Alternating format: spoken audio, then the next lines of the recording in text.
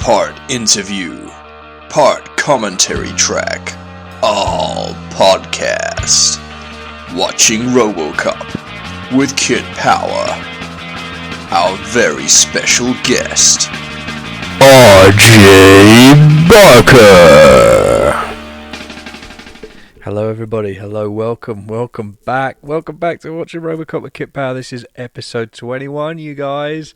We made it. We've come up even in some of the more backward areas of the United States. We can now buy a drink. How fantastic is that? Welcome back to the show. Thank you again for joining me to what I've decided unilaterally to describe now as an occasional podcast. Let's not get heavy. Let's not go crazy and commit to a schedule or anything like that. Let's just say that Watching Robocop with Kit Power is an occasional podcast, an occasional treat that you'll get when you get it. The good news is, look, the subscription is free, right? It just sits there in your feed. It's not like you're really waiting every week to see if this is going to happen anyway. It'll just happen every now and then. It'll be a nice treat, a surprise, like a nice cup of coffee from Twin Peaks. So this is episode 21, and our guest is RJ Barker, and I'll be talking more about him shortly. A wonderful guest, very happy indeed to have him on the show, and also potentially a test bed for a future project with him, because I think that there's you judge for yourself when you hear it, but I think there's a certain amount of chemistry there between us, which I think could prove fruitful in some other kind of audio format. So watch this space. I'm trying to think what happened. I was just listening back to October's episode and the introduction I gave there, where I spoke with Jack Graham, and I was thinking about what's happened since then. And I think the headline's going to really be about StokerCon, which is coming up in April. So this is the Horror Writers Association annual get-together, and it almost always happens in the US, but this year they're coming to the UK. They're coming to Scarborough, in fact, in April. And it's running, I think, third weekend of April, so what's that, 16th, 17th, 18th, I think, somewhere around there. But you know what? Google StokerCon 2020 and look it up, don't trust me. But anyway, so that's happening, and I've just worked out, I'm almost certainly going to have 3 books out on that event, which is absolutely fantastic. So the first one, which has been announced, though the title is still up in the air, is a novella from Horrific Tales. Now, Horrific are a publisher I've been wanting to work with for 2 or 3 years now. They put out the fantastic High Moor trilogy, which is by Graham Reynolds, which is just, I think, probably the best set of werewolf novels I've ever read, full stop. I mean, no qualification needed, really. They're absolutely stunning. But they also put out these wonderful novellas, and they do them, they're really well formatted, these beautiful kind of hardback novella editions. And they're just, the cover art's gorgeous, the editing's perfect, the formatting's beautiful. I mean, they're just lovely items, and I think it was literally 3 days after I'd sold the fine art to someone else. Graham Reynolds, who runs Horrific, bumped into me at FCon and said, "I'd really, give me a novella at some point. I'd love to have you do a novella." And I was like, okay, and I had to kind of explain to him I'd literally just sold one, because I didn't want him to see it come out and think that he'd been, gazumped or something. But I did. So I've written him something, and it's pulp horror. And it's about the end of the world again, but it's a very, very different apocalypse this time, very, very different. And it's about music, and it's about truth, and how those things conspire to cause the end of the world. And I think that's all I want to say, really, for now. But that's coming out with Horrific, and that'll be launching at StokerCon. It's very exciting. I've just sent back a major round of edits last week, and so it's progressing nicely, even though it still doesn't have a title, but I'm sure we'll figure that out soon. And the other one hasn't really been announced yet, so I can't say a huge amount about it, but there will be a second book that will be a short fiction collection, and will feature new and previously published material. It will have a theme. I've seen the cover. It's gorgeous, but I can't actually tell you any more about that for now. But, something else is happening, and it's very, very cool. So that's the 2. The third one, though, is My Life in Horror Volume 1. So those of you who follow my work either through Patreon or over at Ginger Nuts of Horror will know I've been writing a monthly column for Ginger Nuts of Horror for the last 6 years called My Life in Horror, and every month I write about some childhood experience that warped my perception and did permanent damage to me of some kind. and that's often a piece of pop culture, a movie or an album or a book, but sometimes it might be current events or something slightly more esoteric. I've just actually February's My Life in Horror, which hasn't come out yet, is about a board game, so it's quite a broad range of things I talk about there. But My Life in Horror Volume 1 is a collection of the first 3 years' worth of essays, and they've been rearranged in chronological order. And when I say that, I mean the order in which they happened to me, not the order in which I wrote them, because month to month I just write about basically whatever the hell I want. But for My Life in Horror Volume 1, I've rearranged them in the order in which they happened to me, and what that's done is has created an autobiography via the medium of essays on pop culture, which sounds strange, but it actually works. It's really quite something when you do that. And so, My Life in Horror Volume 1, for various reasons, I decided I needed to crowdfund this one because I wanted to get it ready for StokerCon if I could, and I knew I wouldn't be able to get it through a publisher. And this is just about timing, not about anything else. I did speak to a couple of publishers. They loved the idea of the project, but they were already committed to other things, and they didn't have time to get it together by the time that I'd realised I wanted to do it. So it's really entirely on me for not getting my shit together, which those of you who follow this podcast will not be surprised to learn that is occasionally an issue with me. But the good news is I decided to crowdfund it, and the crowdfund has already been successful. As I record this, it's met 110% of its target, which means My Life in Horror Volume 1 will be happening. The text is with the editor now. I've had a conversation with the cover designer, and we're talking about that as well. So that's the third title, which will be coming out, and unless something goes wrong with the schedule, which is entirely possible because it's me, and B, it's quite tight, then I should have copies of that book for StokerCon. As I record this, the crowdfunder's still got about a week left to run. I think by the time you hear this, it will still have 3 or 4 days left to run. I'm doing it via Indiegogo rather than Kickstarter, purely because Kickstarter are trying to unionize at the moment, and whilst Kickstarter, the company, is in dispute about that, I'm not prepared to cross a digital picket line, so I went with Indiegogo instead. As I say, the project's funded, so that's great, but knowing that the project's funded, if you did want to get involved in the crowdfunder, you can do that with a kind of certain level of confidence that you're going to get what you're backing and it's actually going to happen. Do go and have a look. It's indiegogo.com. Just search my name, Kit Power, or search My Life in Horror. It'll pop up very quickly. And yeah, have a look at the book. You can pick up the ebook for £2. It's going to be at least £3 when it's retail, so you'll get a nice little discount there. There's signed paperbacks available. There's also 2 editions of this book which are going to be hardbacks, and both of the hardback editions are going to be exclusive to this campaign. So to explain what I mean by that, there will be a general release hardback of My Life in Horror Volume 1, but the 2 for the campaign will have cover art that's exclusive to the campaign. They'll be signed and numbered, and depending on which one you pick, if you go for the deluxe hardback edition, that's limited to 26 copies and will have an exclusive My Life in Horror essay that will never be reprinted anywhere else, including on Patreon. This is literally only going to appear in that edition. Only 26 copies of that are ever going to be printed. So if you're after like a proper Kit Power collector's edition, you really can't go much better than those 2 hardback editions, because they're both, as I say, campaign exclusives. That said, if you're happy to wait for the general mass market release, that's totally cool as well. It will be coming out, as I say, hopefully in April. That's the plan.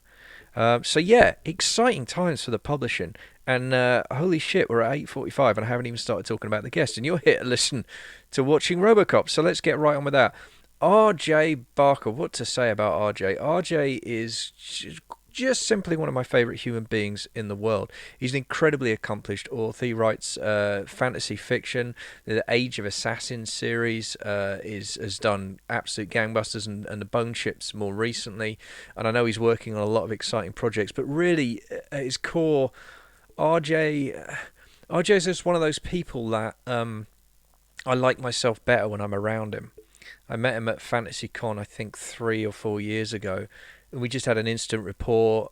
We only really see each other at cons, but every time we do, we pick up the conversation exactly where we left off, and he's just a joy to hang out with. And so it was an absolute joy to have him hang out and watch my favourite movie with me. And he was as wonderful and as delightful as you'd expect, as I expected, certainly. The conversation does the usual thing. I think this one probably has less to do with the movie than almost any other one that I've done. We really do go far and wide in terms of what we talk about here. But it was an absolute pleasure from start to finish to record with RJ, and I hope you enjoy the show. Okay, so we're at 10 minutes, so I'm going to shut the hell up now because you definitely earned this. So without any further ado, let's go over to Kit RJ from about a week ago, and let's watch Robocop. So it is my great pleasure to welcome to the show legendary author RJ Barker. RJ, how does the day find you, my friend? I'm good, quite tired, and a bit headachy actually, so I've taken some really strong painkillers because they're the only type I have. So I might end up quite wasted by the end of this. Fantastic. But I can confidently say that most people can't tell the difference. Right. Okay. Well, that's something. I am a veteran of conversations with RJ, so I'll look out to see if I can spot the difference. But that's good to know. So welcome to Watching Robocop with Kit Power. Really pleased to have you on. I'm going to start with the 5 questions. These are the same 5 questions I ask every guest. Obviously, you'll be familiar with them, but starting with, how old were you when you first saw Robocop? I reckon. What year was it released in? So this is 1987. 1987. So I reckon I'd have been about 16 or 17. I definitely didn't see it in the video, in the cinema. Right. I saw it on video, and I think I saw it on Betamax video. Ooh. Yeah, because my dad had a top-loading Betamax video, which I just thought was the most amazing thing. You press the button and it was a bit like Robocop. And I kind of remember it feeling quite illicit as well, so I was probably about 16, 17, I imagine. Okay, and so would that have been a rental or? Oh yeah, definitely rental. I did not have the money to buy films. Right. Okay. It's madness. Well, no, you'd be amazed how many people got hold of pirate copies. That's all. It was one of those films. I think it was a very very pirated film. But okay, so it was a rental. Okay. Second question: how many times have you seen Robocop? I can't put a number on it. Right. It's more than once. And right. And definitely less than 200. Okay. so somewhere with it. I've probably seen it I've probably sat and watched it at least 10 times. Okay. And then I've probably been in rooms where it's on. Right. A lot more than that, because it's the sort of thing that people put on. Yeah, it's quite easy to stick on, isn't it? If it's on sort of Sky Movies or something, it's quite, 20 minutes in, it's quite easy to put on in the background. And okay, but you reckon you're firmly in double digits for I reckon I am in double digits. Or maybe the bit with the Squidgy headman is just indelibly sort of tattooed onto my brain, so I think I've watched it more than I actually have. That's possible. It certainly is a film not short of memorable scenes, so that may be the case. I might actually look away quite a lot because I'm really squeamish. Oh really? Okay. Yeah, well, I've become more squeamish as I've got older. Okay. Well, I look forward to getting into that then as the film's being watched. That's great. So question number 3: when's the last time, to the best of your recollection, that you saw Robocop? I would say it's. Don't hate me for this. I would say it's quite a long time. Ooh. Okay. Definitely not while I've been married to the wonderful Mrs. RJ, because it's not her sort of thing.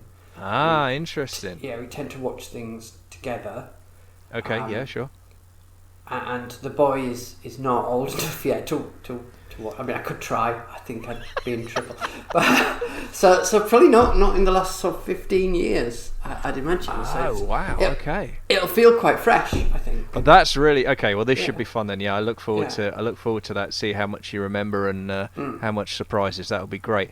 So, question number 4. I can't emphasise enough. There are no wrong answers to this question. Why do you, RJ Barker, consider Robocop to be the greatest movie ever made?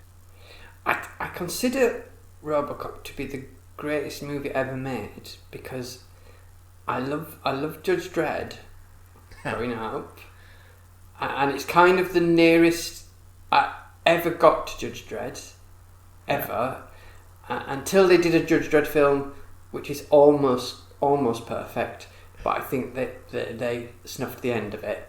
So I still think Robocop is probably the best Judge Dredd film we've had.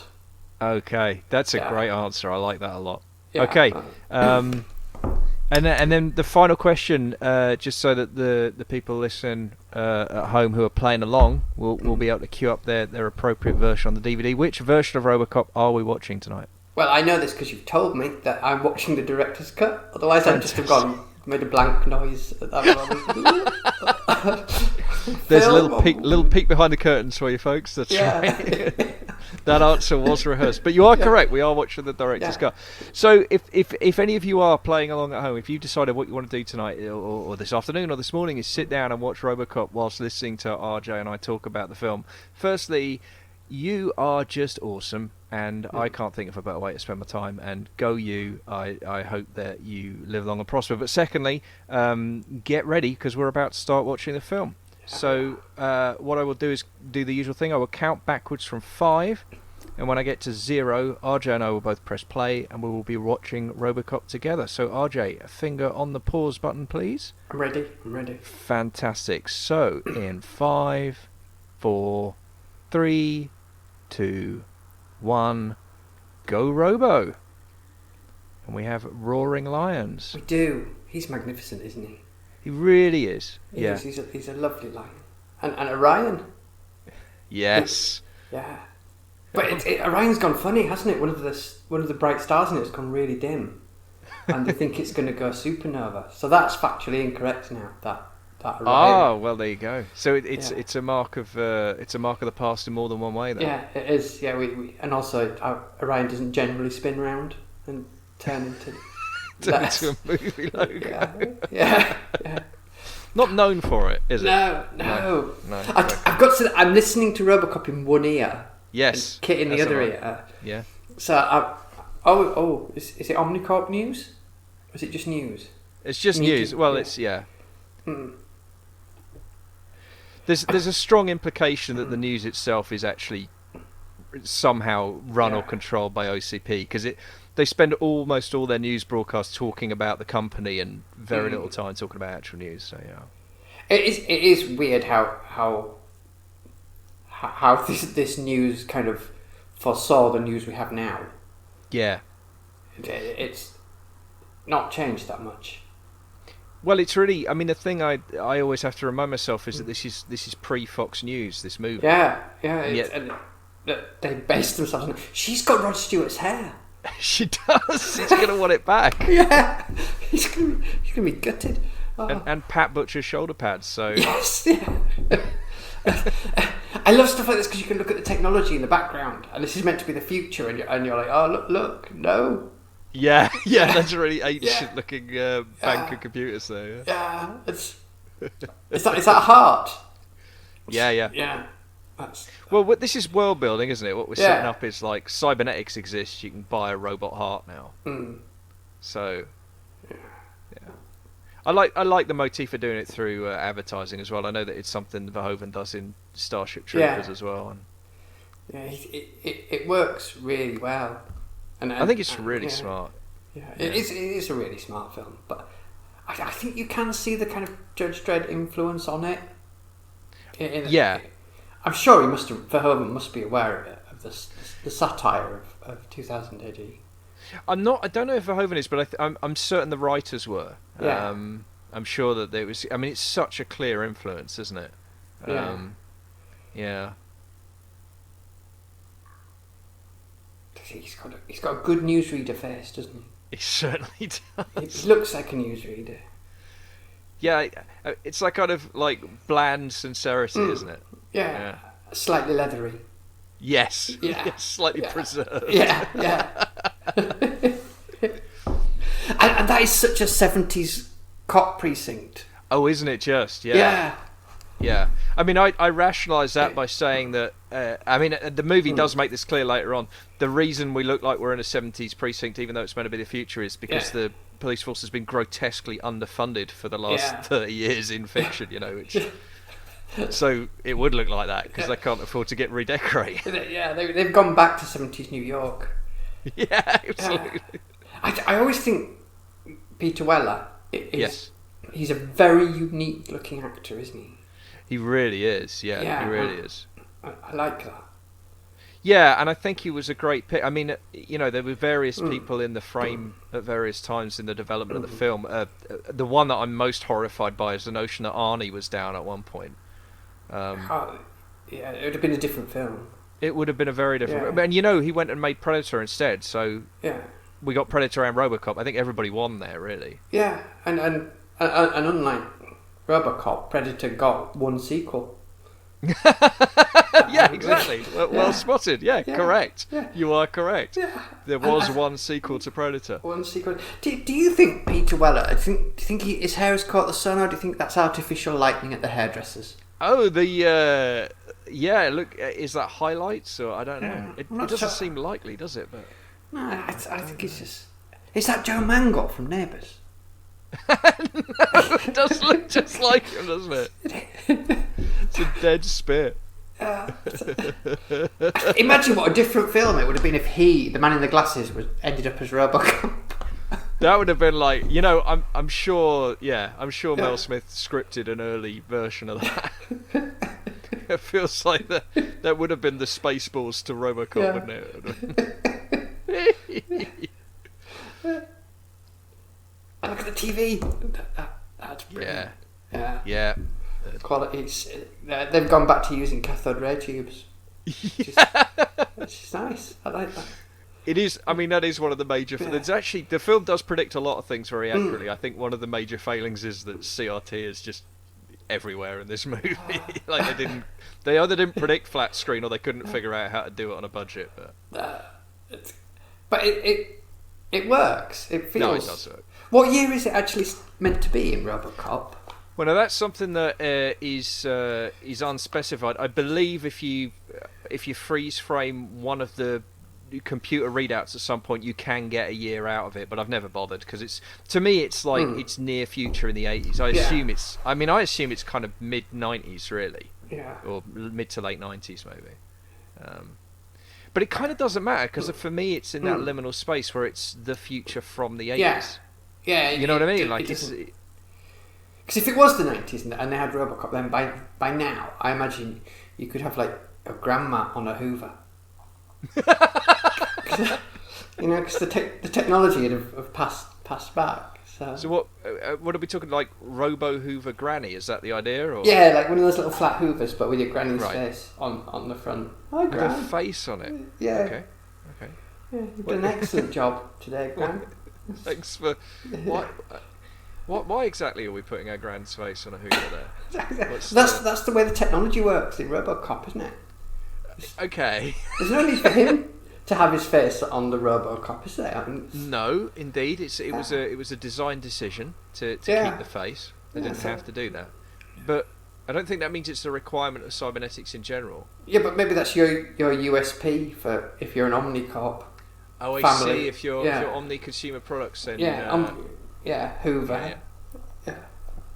But the thing that I'm worried about with that is where you inevitably end up there is real life Thomas the Tank Engine.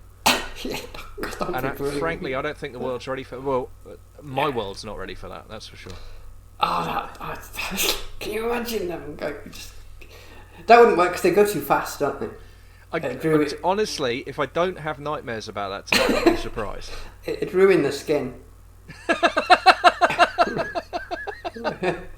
But they're grey. They're grey-faced. They look like their skin is ruined anyway. Yeah, they're. But we've talked about this before, haven't we? That Sodor is a fascist dictatorship. Yes, and it's genuinely terrifying when. Absolutely horrifying. Yeah. James the Red Engine gets walled up. Yeah. And people will not be believing. I bet there's somebody listening going, yeah, like that happens in Thomas the Tank Engine.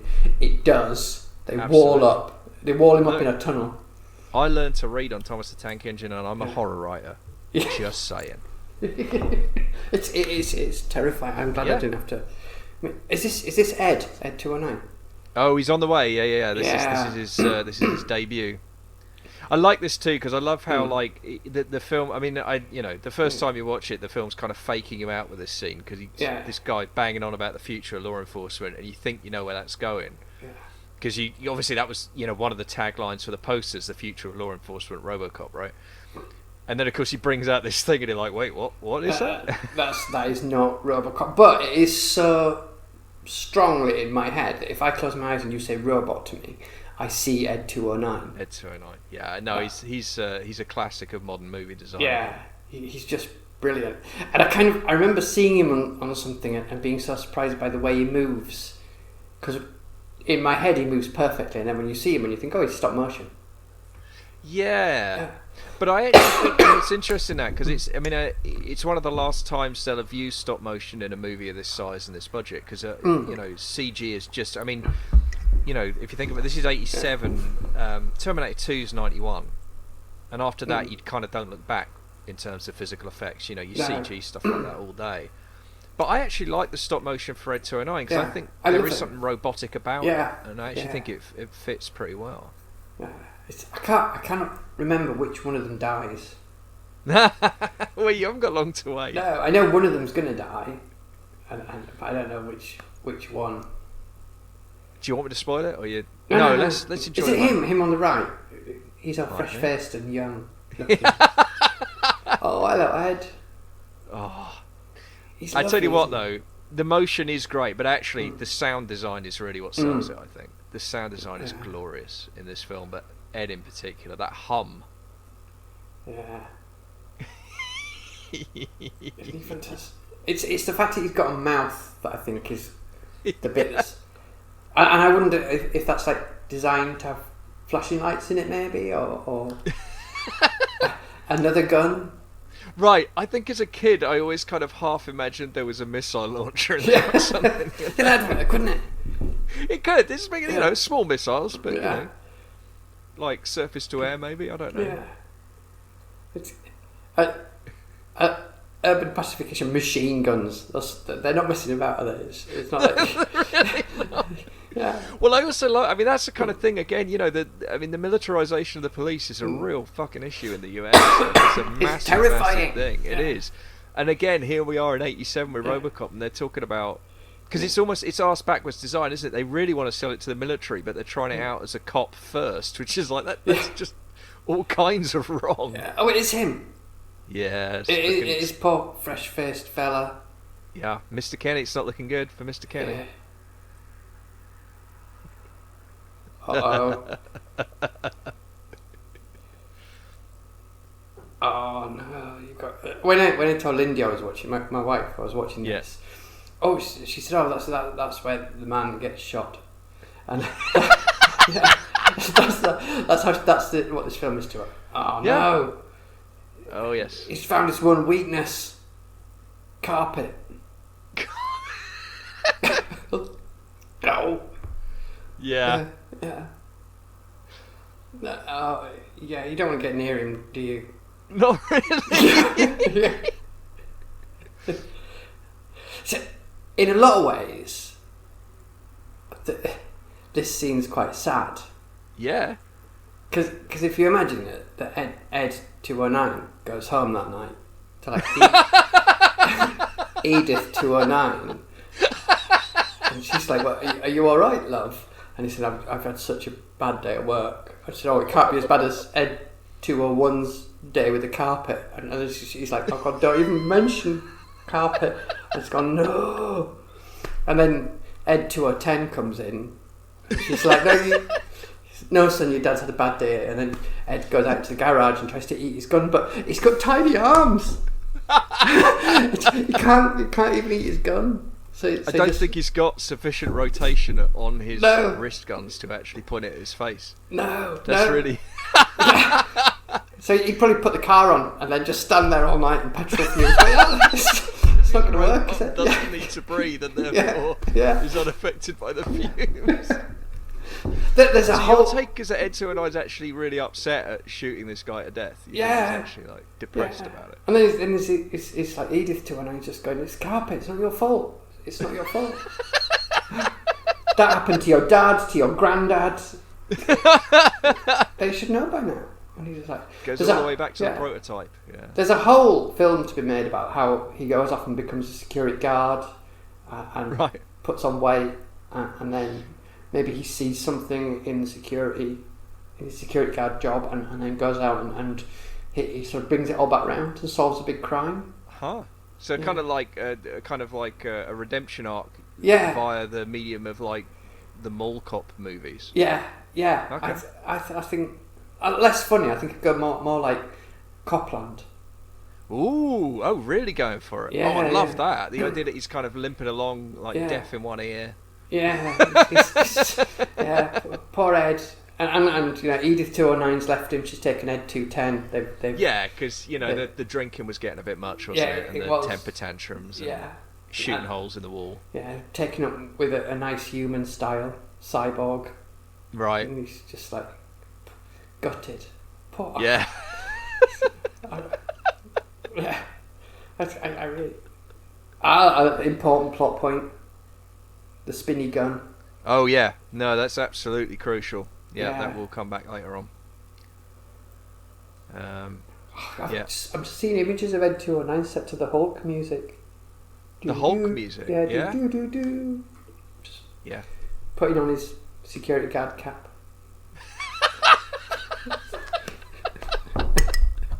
in his little one-room bedsit. I was thinking too. I mean, in the course of the movie, not to spoil it, but in the course of the movie, he does lose one of his hands. So. Oh yeah. Is that the same one? Yeah, I think that's the same Yeah. robot. I think so. Yeah. It is He's established that there is more than one by the end of the Yeah. film, but yeah. Yeah. And they'd probably give him some right stick about the time he shot the important guy. Because of You think? Yeah. The other end to it, Yeah. eyes are all like sitting around going like, You're like, "What'd you do that for, man? Yeah. You know about carpet. Why didn't you just, Yeah. you know?" Comes into the garage and he finds that they've carpeted his little bit where he like charges up for him. They're all laughing. Just put some carpet in. Oh. And there's that one smart ass who's like, "Have you not heard of blanks, mate? You could have just like, could have scared him." Yeah. Yeah, giving him a bit of shock. Why'd you go in there and for bear, mate? I mean, that is one of the great questions of that scene, to be fair. In all honesty, like, it does tell you something about the sociopathy of the entire organisation, that it didn't even occur to anybody that, did we actually send him in there with like 200 rounds in each gun? Yeah. There's probably like another plot that you could make that runs alongside Robocop about the fact somebody wanted that executive dead. And I'd write that. Yeah. Just a cop drama set in the Robocop world. Oh yeah.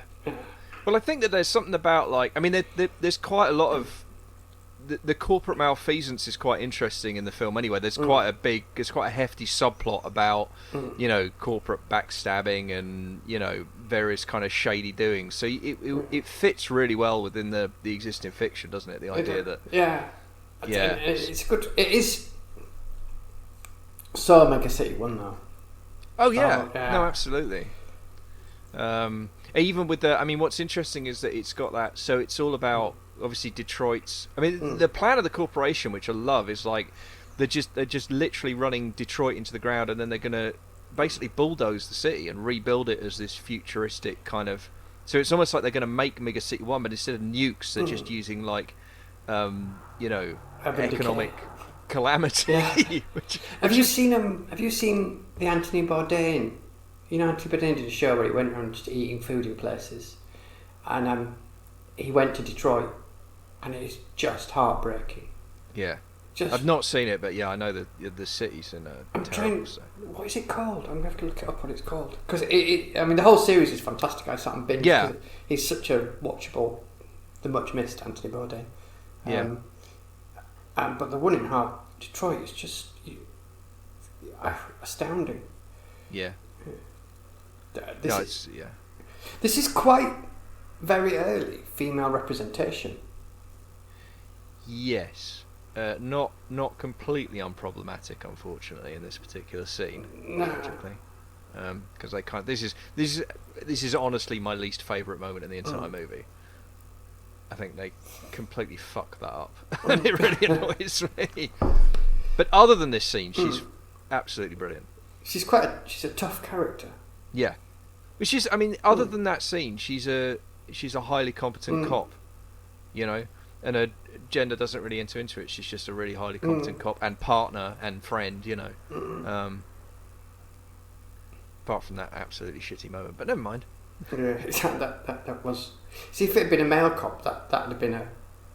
Well, yes, that would have had a different valence at that point. Yeah.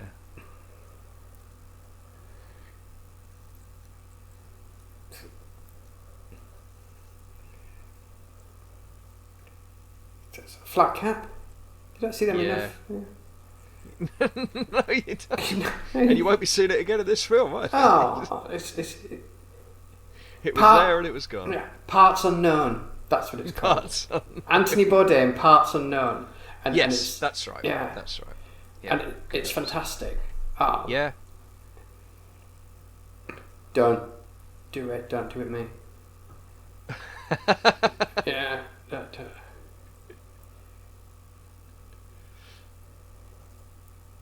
Yeah. But we're still, again, the efficiency of the storytelling. Like, we're getting the sense of like what Murphy's like as a cop here. Yeah. This is it. This is all we get because it's all about to go completely horrendously wrong. It's hard but fair. I didn't remember she was called Lewis, and I'm going to hear that in Inspector Morse's voice now. There's been a murder, Lewis. Yeah, Lewis.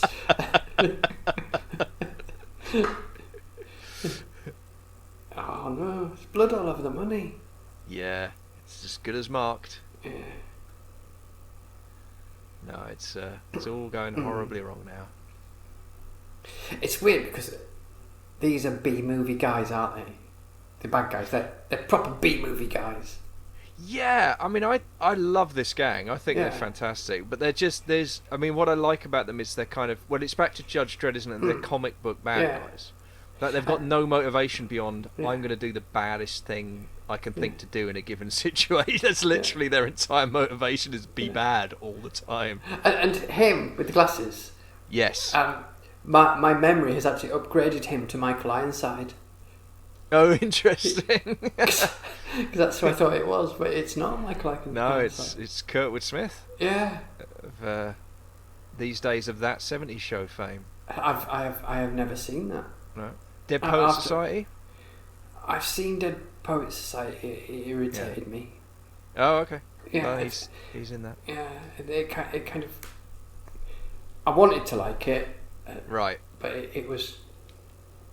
I think I was just the right age for that film. Yeah. I think that's one of those films you've got to be like the perfect. I think I was like, I want to say like 14.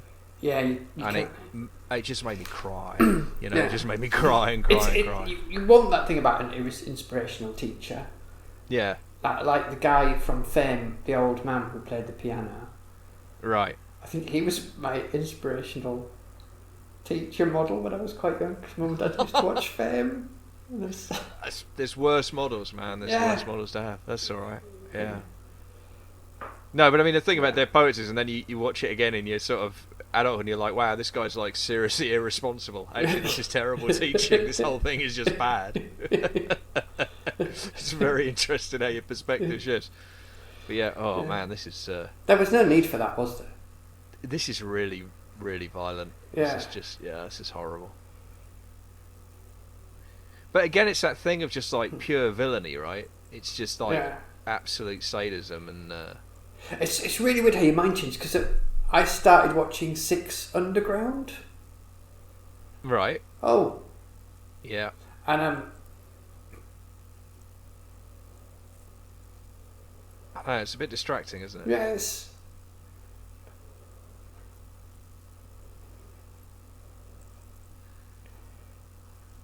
I know it's the future. Yeah.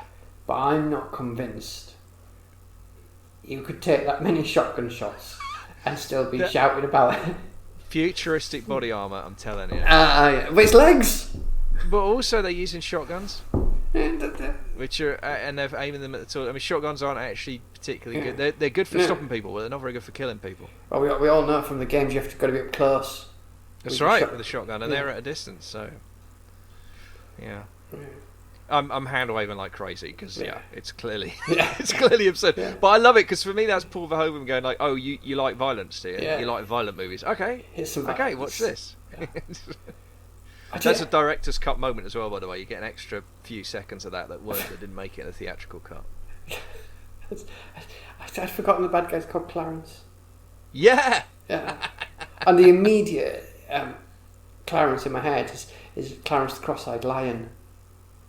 Right. Okay. So that's what my head feels every time we say Clarence. I've got the subtitles on as well. Clarence the Cross-Eyed Lion. I'm not sure I know the context of that. It was a nature thing in maybe the 70s, because my mum used to talk about it, and she found it and made me watch some of it. It was black and white, and it was about some people on a nature reserve, and they had a lion that was cross-eyed, and it was called Clarence. Was this like a TV show then? Like yeah, it was a real, yeah. Oh, but it was real. I think it was real. I think it was. Okay. It was like Gerald Durrell, that type of thing. Oh, okay. But well, there you go. Yeah. Clarence the Cross-Eyed Lion. That looks like a hospital. I've been in that position too many times, and that is hospitally. Not shot. No. I've never been. I would hope not. No, I've never been shot. I've taken a few, knife wounds, and karate chops. Sure. And stuff like we both have. Well, I mean that's just normal. that's just Life. Just Saturday night. Isn't Yeah, it? I mean, it is. You do what you got to do. Yeah. But yeah. On the mean streets. Yeah. The suburbs of Leeds. The suburbs of Leeds. Yeah. It's that's where it really kicks off. Is the suburbs. You got to be careful outside Waitrose about 8 o'clock. Oh, I tell you what. Yeah.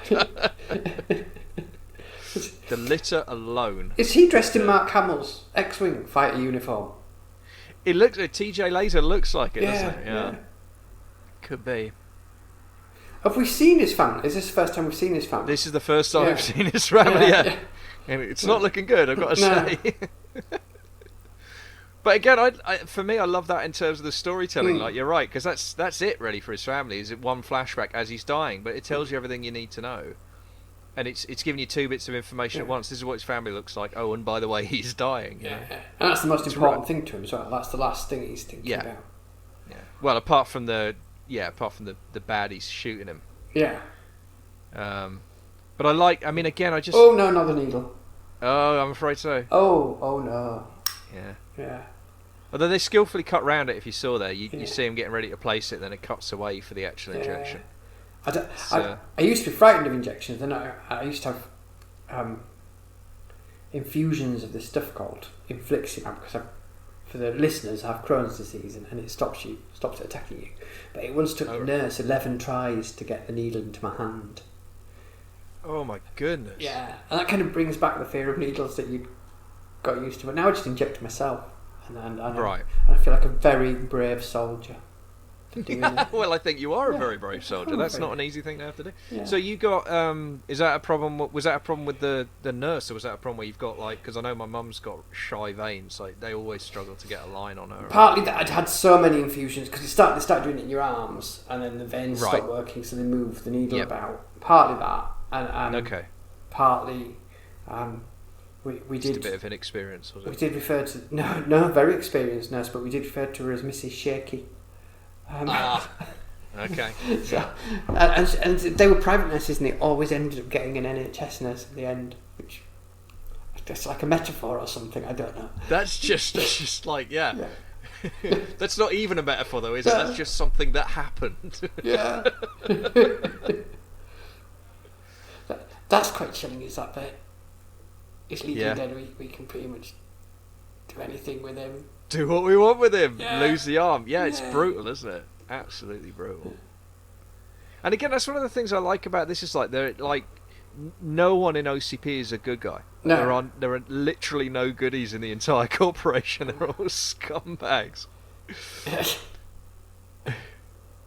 He deserved that. Possibly more. He did, and look at how much the women are smiling as they observe that, because they this guy is just a serial kind of sexual harasser, right? This guy's just grabbing asses every chance he gets and stealing kisses, all that shit. And that little smile between the two women in that, I love that. And again, it's just there in the background, but it's a little bit of storytelling. We hate this guy. It's kind of implied that he's quite low down at this point as well, isn't it? Like he's maybe a head in a jar. I know he's not, because he's got a torso, hasn't he? But he's so low down. Yeah. He's got to be sitting on the floor, hasn't he, at this point, at least. Yeah. And that's also weird. like she kisses him on the visor. Yeah. Which I don't know about that. But... It's like he's watching through a TV screen rather than his visor, isn't it? Yeah, and that's weird because as we learn later on, he does still actually have eyes. Yeah. It's kind of Judge Dredd meets Inspector Gadget, isn't it?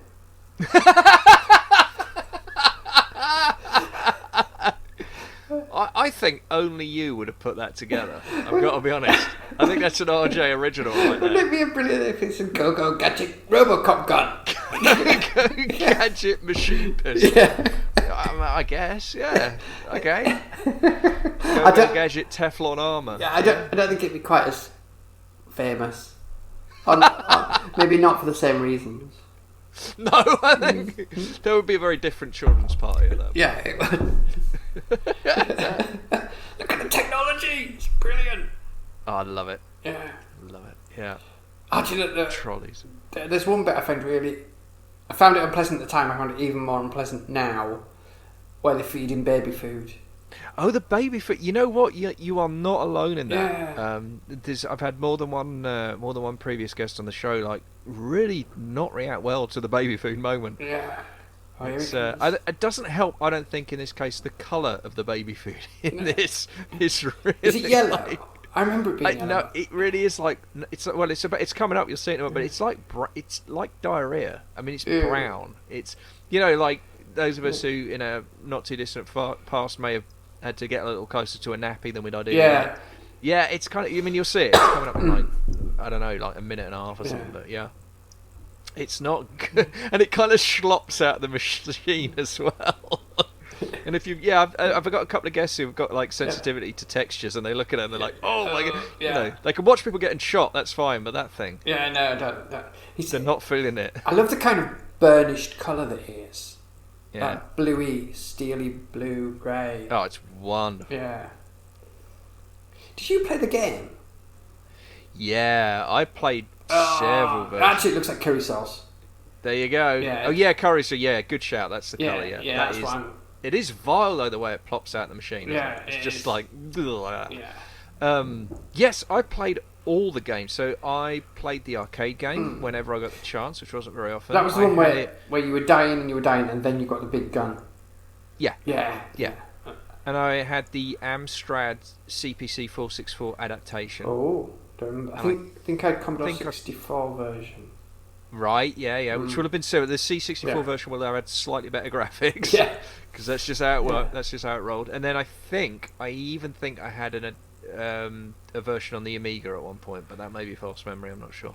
But they were all adaptations of the arcade game, which was impossibly hard. I never got an Amiga, but I did. I can't remember what I played it on. That is clearly derivative of Robocop, but Syndicate Wars. Oh yeah, where you're basically 4 Robocops, but you're bad. Yeah, Syndicate. That was an amazing game. You can download it for free and play it. Apart from the fact you realise it's impossible. I do remember it being quite hard. Yeah, it's quite hard because there's no instructions for it. That's right. Yeah, you did have to kind of figure out what you were doing as you went along. Yeah, but it seemed like a nice idea though. Yeah, it's a really exciting idea for a game. It was brilliant once you got the hang of it, but you needed the instruction book. Right. With every keyboard shortcut in it because you used them all. Yeah. Just downloading it and thinking, I'll muddle through. No, not happening. No, this is back in the day when you couldn't do that shit. Yeah, I'm just dying.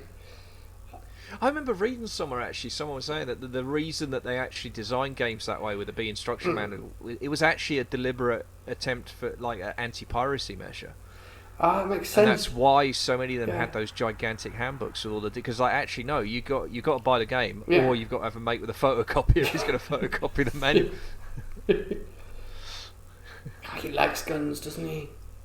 Oh, he does like guns, yeah. It is, I mean, look, that's a pretty cool gun if you're into that kind of thing. Let's be honest. Yeah.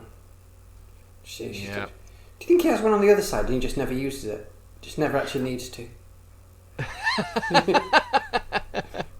Well, now that's an interesting question, you see, because obviously he's part organic and part machine. Could they program him to be ambidextrous, or would he still have a natural handedness? Yeah. Because the gun implies that he is still, what is that, right-handed? Yeah. Well, yeah, because he's got still like the flipping the gun is left over from. Yeah, it's left over from Murphy. But could they have reprogrammed him to be ambidextrous, or is one of the things that he's carried over his right-handedness? The other thing that makes me believe that they're not particularly good policemen is his voice hasn't really changed. And yet nobody recognises him. Yeah. God, that part human robot sounds exactly like Murphy. He was only there like a day though, wasn't he? Well, that's true, yeah, he'd only recently been transferred in, yeah, so he hadn't really hadn't had a chance to make any friends yet. But the buy that for $1 man. Here, yeah. And this really is, for me, this is Judge Dredd. This is classic Judge Dredd 2000 AD, isn't it? This sequence of ne'er-do-wells and rapscallions getting their just desserts.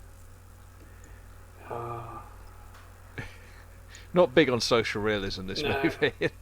We don't hear about this guy's sick daughter and he can't afford the bed. No, it's just pure psychopath. Yeah.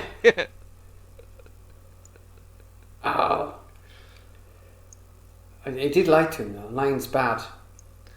But yeah.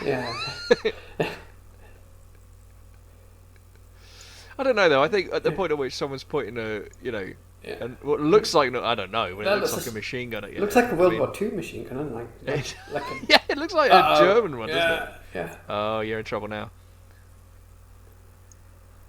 That is not my immediate thought when I see Robocop.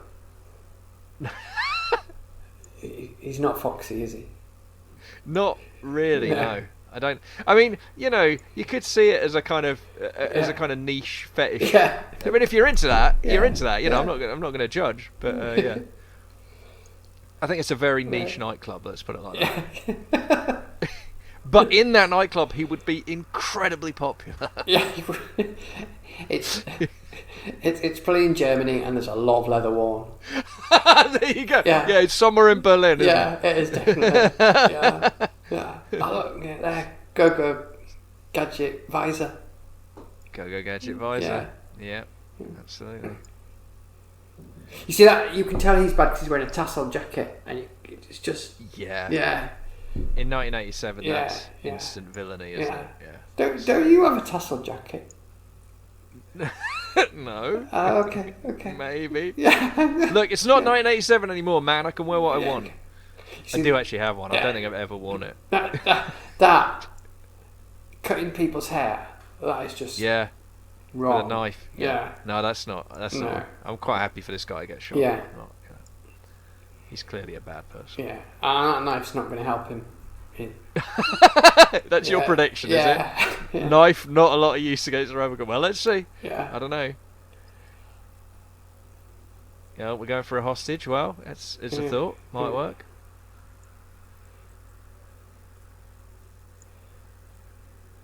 Yeah.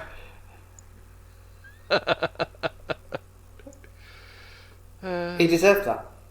He did though, didn't he? He did so. I mean, what are you going to do? Yeah. He's a bad person. Yeah. I mean that is straight out your move creep. Your move creep is a different thing entirely. That's a different film. Yeah. That's Three Colours Red. We're not watching. Yeah. But no, this is But no, you're right. It's Judge Dredd, isn't it? Your move creep is pure dread. Still, mate, the last Judge Dredd movie, they did get him absolutely. The bit where they minigun a whole floor out of the tower block. Out of the block. Yeah, then he just walks out with the guy and then just throws him over the balcony, and that is totally Judge Dredd. And I really, really like that movie, and and I'm amazed they did it on the budget they did it on as well. I mean, it was a real shoestring, and I was so happy with that. I didn't like the dirty judges that turned up at the end. I thought they felt a bit tagged on. But that's a small criticism. Sure. Because I love it. Yeah, no, I thought it was great. I mean, the other thing that it did for me, funnily enough, actually, there was a bit at the opening that... Because one of the things I've always struggled with in Mega City 1 and the fiction in general of Judge Dredd is like, why does anyone ever commit crime? Because Judge Dredd's like a psycho... Like, they're all nutbags. But then, the opening thing, it says, like, only 7% of crimes are detected and punished. Yeah. And immediately you go like, oh, right. So everyone's criminal because everyone's playing the odds. They're like, well... your odds of getting caught are very low. Yeah, if you get caught, you are screwed. Yeah. But you're probably not going to get caught. And it's really odd. I don't know if I'd missed it in the comics or it just not really been made explicit. I can't remember them ever saying that. But I also I do remember the kind of feeling like I've been doing a lot of tall ships research over the past few years, and you think, why would anybody ever go on these ships? Why would they ever do it? It's just so miserable and horrid. And actually, the reason is that you know you're going to get fed. Yeah. And that is why people did it. Yeah, poverty's an incredible motivator. Yeah. Starvation's an incredible motivator. No, it's true, because the conditions were horrific, right? I mean, miserable. Yeah. And how much of that, I'm curious about this, how much of like because there's a real like legendary kind of culture of sadism, how much of that was a real thing, the floggings and all that kind of stuff? Not that many. It wasn't. Okay. Discipline was harsh. Right. But it wasn't needed, and most of all, you needed those men to work. Right. Right. Okay. And if you ever see a cat of nine tails, if you give somebody a proper flogging with one of those, they're not going to work for months. They're going to be out of action. Yeah. Right. So if they survive, which they might not. And then the ships like the Bounty, where he was a monster towards the end, was blind. They don't put up with it. They do chuck you overboard and whoa. Yeah. Oh. See, that's low quality housing, isn't it? Well, that's why they got to tear the city down, man. You've got to make way for the future. This housing's no good. The walls are too thin. Yeah. Any old cybernetic can punch through it. Man. What's the point? That's lovely. They should track down one of those kids and interview them. They really should. Well, there is a massive new Robocop documentary that's coming out any minute now, and they've spoken to everyone else. I'll be amazed if they haven't spoken to the kids as well. Yeah.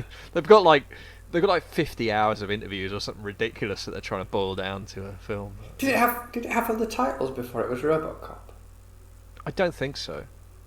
I think it was always Robocop. Yeah.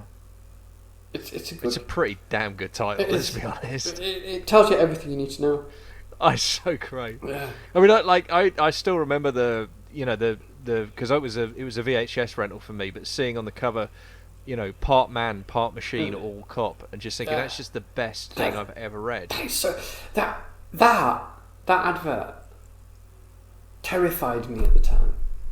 The Nukem thing. Yeah, the ginger kid with his and for some reason that really brought back shivers. It's odd That's interesting. Things that affect you. Do you think that was because, when you were, so 16, 17, you have an awareness of the kind of Cold War stuff going on around? Was that, you think you found that particularly creepy, or is it just... I think I'm not I don't tend to think about stuff very much. So my other half, and she remembers being terrified of nuclear war, but I don't ever remember being terrified of nuclear war or having to hide under the table or anything. I remember wanting more He-Man figures. And being a bit gutted that my family couldn't afford a really lovely computer, but I don't remember. Right. I don't think about bad things. I like him. Both of those. That they're going to get caught by Me Too now. Oh yeah, no, absolutely. They're they're probably not, because they'll settle out of court for millions. But it's going to get expensive. Yeah, it is. Absolutely. Yeah. I love that POV from inside the toilet. Yeah. I just have to call that out as a great bit of cinematography. The idea of putting the camera next to his ankle and his bare leg. That is fucking genius filmmaking. I mean, in what other movie have you ever seen that shot? It's a perfect shot. It's quite a Scorsese done it. Oh, I don't know. I don't think so. I don't remember. I mean, I genuinely don't remember seeing it anywhere else. I think it's. Maybe I'm just. Because normally you'll get the front on shot, won't you, with the newspaper covering the offending areas. But, maybe I just wanted to say Scorsese done it, and then I sound like I watch a lot of films. I was going to say, Yeah. I wouldn't put it past him. Yeah. He might have done, Yeah. but I don't remember ever seeing it. I think there's a really famous shot with De Niro. Is that- Yeah. in The Godfather Part 2. Yeah. Oh no, that's not. Yeah. That's not Scorsese. Mean Streets. It's in Mean Streets. Yeah. It just, and in the background you can see the crucifix on the wall. Yeah. It's really like the symbolism. Yeah, it's God, we're such film buffs, Kit. I mean, We are. we're like the people for films. It's amazing. I don't know why anyone else bothers really talking about films, because No. it's just embarrassing. They should get us to go do film They could reviews just, and stuff. yeah, they could just listen to us talking. Yeah. It'd be fine. I was telling you about Six Underground, which is Yes. and violence. In the beginning Right. of Six Underground, it's a car chase, and you're with what I presume are the good guys. Okay. And I think they kill about 10 innocent people Wow. in the car chase and laugh about it in a kind of Okay. it's all quite jokey and silly, and we're having this massive car chase thing. And I switched the film off then. Like, I just thought, no, don't want to watch that. and then I thought, oh my gosh, have I grown up? Wow. Yeah. Yeah, funny enough, I remember when it actually came out, I had a friend who had that exact reaction to Pulp Fiction. Mm. They watched literally the opening scene, so not even before anything had really happened, but that opening scene with the couple talking and then suddenly turning into the robbery, and they were just like, nope, Yeah. I don't want anything to do with I this. think I ditched Pulp Fiction halfway through. Oh, interesting. Yeah, I liked Reservoir Dogs Oh, okay. a lot. And then I thought, Oh, but you didn't like Pulp Fiction. Okay, that is interesting. What can you remember where it was you ditched it, or were you just getting bored? Or I found it very pleased with itself. yeah, it is. Yeah, and it just There's no question that it knows how good it is. Or yeah, absolutely. and it just irritated me. Okay. And I thought, I mean, funnily enough, that's exactly how I felt about Once Upon a Time in Hollywood. I watched that recently, and I was like, oh, fucking hell. Like, because it is, like, technically, it is a well-made film. Yeah. You can't get away from it. And the performances are great, but I was just like, oh, really? yeah, Just... Oh. I find that with a lot of Tarantino stuff. Like Kill Bill, I watched the first Kill Bill film. Yeah. And then I watched the second one, and I have no idea why, because I hated the first one so much. I watched the second one. Is that a storyteller thing? Like, you've got to know how it ends, even if you hate it? No, it was just there, and I thought, oh, I'll watch part 2. And I still hated it. It's kind of... I thought by the end of it, well, why aren't I watching a Hong Kong movie where they do this stuff better? or B movies where it has an excuse to not be very good. Right. I'm watching this strange mashup of it's ironic filmmaking, and let's go. Yeah. That's interesting. I think not a fan of irony. That's I can see that. Yeah, it's that makes me sound. I don't like irony, sarcasm, humour. Oh, I don't know. I think they're very different things. Yeah, All right, with a bit of sarcasm. Yeah, no, I like sarcasm. Yeah. No, but I think it's an interesting thing. It's something I'm starting to see, just all over the place. Really, just breaking out here and now. I think that irony and cynicism have become just. I think they've become really overplayed. Yeah. And I think that they're not. I'm not sure either of them are actually terribly helpful. No. Where we are right now. No. And I think that I'm not. I am increasingly wary of them as default positions, and of people who seem to just embody them as default positions. You know what I mean?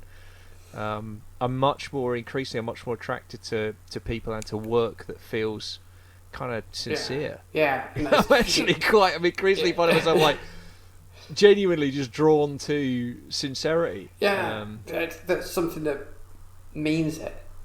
Yeah, and absolutely. Yeah, that cares about it. And that doesn't mean it can't be angry. It No. doesn't mean it can't be sad or messy or difficult or any of the No. other good stuff. Have you watched Joker? I've not watched it yet. I have. I now. Oh, know I have, because I read your thing and you really liked it, didn't you? I think it's I think it's probably the most. I've got to be careful how I say this. I think it's certainly one of the most intense experiences I've ever had at the cinema. I think it was certainly the most amazing cinema experience I had of the decade. There's no film that came close to making me feel the way that film made me feel. But that's kind of how I like to talk about it, because I'm still open to persuasion as to whether or not, I'm not using words like genius, you know, but it made me feel at a very strong level in a way that movies don't often manage to pull off. I've heard a lot of people compare it to Taxi Driver. Okay, so yes, certainly in terms of form and in terms of, I mean, there's some explicit, I think, references because it's the 80s and it's New York. So yeah, I think it's morally more interesting than Taxi Driver. Partly because the issue you have with Taxi Driver and almost all other revenge narratives of that kind are that we're ultimately kind of invited to identify with this deeply disturbed individual who takes violence into their own hands. You know what I mean? Yeah. And that's actually... And I mean, revenge movies especially, and one of the things that Joker is kind of... Well, it's not a revenge movie, but it looks like a revenge movie. In shape and form, it looks like a revenge movie, but actually it's not. So, oh God, you've got me talking about Joker, dude. I can do this all night. Let's move on. Let's just, just don't do it. Because I am actually, seriously, I'm probably going to... This is not an exaggeration. I'm probably going to write a book about Joker at some point. Because I have a lot of thoughts about it. Because the last film that properly just floored me was Arrival. Oh, I've not seen that one. Oh, it's astounding. It's just beautiful. And as a parent, it will break you. Okay, no, I appreciate the warning. Yeah, no, in kind of a nice way. Right. Though it's very emotional, but it is brilliant, and not at all about aliens. Okay. Though it is mostly about aliens, but it's not. It's just watch it. It's not. Okay. Okay. Yeah. Plain jump. No, I'll take the recommendation. Yeah. But no, I do like Sincere, and actually that's an interesting thing, because I think that for me a lot of the division on the criticism of Joker does actually centre around its sincerity, and I think if you think the Joker's a cynical movie in that sense, then I can see why you'd hate it. But for me it wasn't. I mean, it was cynical in some ways, but it wasn't cynical in intent. I think the intent, for me, it felt like an authentically angry film. And one of the things it felt angry about, which is a subject dear to my heart, is the way that we completely fail the mentally ill in our society by not giving them adequate treatment and provision, and as a result, they end up living horrendously unpleasant lives, and it's not their fault. Yeah. You know, and that's... There's a documentary called The Devil You Know. I don't know if you've seen it. It's on More 4. Oh, okay. No, I haven't seen it. We can talk about it after Robocop, because we're getting wildly off. But I'll talk to you when it's just this scene that's just been on now. Yeah. It's really weird, because that scene was like it was designed to play to me and you at that age, where there's a clever kid who's about to get murdered for being clever. Yeah. And it's kind of like, I'm sure Paul Verhoeven's very knowing, isn't he? I'm sure he put that in and thought that they'll all know it. I've actually seen Verhoeven claim that is authorial insert, that he is the kid in the gas station. Yeah, that wouldn't... Which I love. Yeah. I absolutely love that. Yeah. It's a great explosion too. Yeah. Again, you do it digitally now, but that's a real explosion, and I think it's glorious. There's something about it when you do proper stuff. It's like the reason Mad Max works, the new one. Yes. Oh my goodness. Yeah, that's a glorious film. I mean, there's more CG in it than you realise, because it's really cleverly done. But yes, they basically did as much physically as they possibly could, and it shows. Yeah. It's God, I love that film. It's just a stage. I always think, it's just Mad Max, just car chases, and then I watch it again and think, oh my gosh, yes, brilliant. Yeah. No, it's so good. Yeah. It kind of, I mean, that film kind of made me fall back in love with action movies because I love action movies, but it'd been a while since I've seen one that really knocked my socks off, and it was so great because it is a pure action movie. You know, it's pure adrenaline. It doesn't let up, and I just, oh, what a pleasure! Yeah, what an absolute joy! It is just brilliant. And I watched the original Mad Max, and that has not held up. It feels it's not aged well. It's very slow. You don't realise. Yeah. Where the new one is not. Does he use that like data spike as a weapon at some point? It's possible. Yeah. I mean, it certainly appears to be set up that way, doesn't it? You'd look at that and think, really? That's all you're going to use it for is running Windows Vista? If Arnie was doing it, you'd have the download this line, wouldn't you? When he... That's the worry, isn't it? I mean, seriously, I can't... He'd look wrong as well. I mean, Weller spent like 6 months with a mime artist after he got hired for this film to get the movements right. Like, Arnie wouldn't have done any of that. No, he just about... Do you know what I watched today? And it was a lot... What do you watch today? Lot better. The newest Conan film. Oh, okay, with I can't remember the name of the actor, Aquaman. but Aquaman and the dude from Game of Thrones, yeah. Is it? I didn't recognise anybody else in it. I just knew Aquaman. Okay. I knew Aquaman, but it was. No. I mean, he was in Game of Thrones as well. Aquaman was the same actor. Oh yeah, it was, wasn't he? Yeah. It got destroyed. And I'm not quite sure. It was very Conan-y. Okay. It might be worth a look. Yeah, it's not a great film by any means. Right. But if what you want from Conan is Conan, and if you don't, why are you going? Okay. Yeah. Oh, look, he's off home. Yeah. No, that's right. Back to the. Do you think that those round bits are so you can hang him up? Do they do that at some point? What? There, there's round bits on his shoulders. Even on the side of his head. Yeah, on his shoulders, just to. Oh, on his shoulders. Yeah. Oh, right. Yeah. Just lift. So you could just like the assembly line. You could just have a row of them hanging from. Yeah.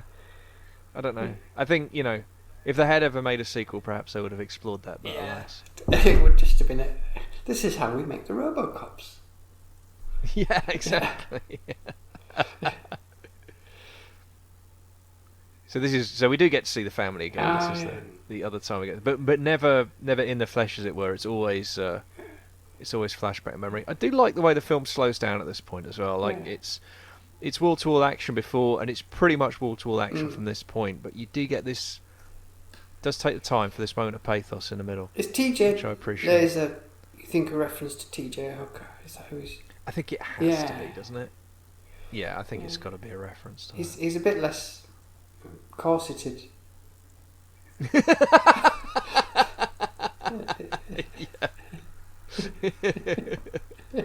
Well, everything in Robocop land is just crasser, isn't it, than the real. It's just that's what Weller's decided the future is like. It's the 80s but crasser, which is quite a scary statement. Really. A decade already not short of crassness. There you go.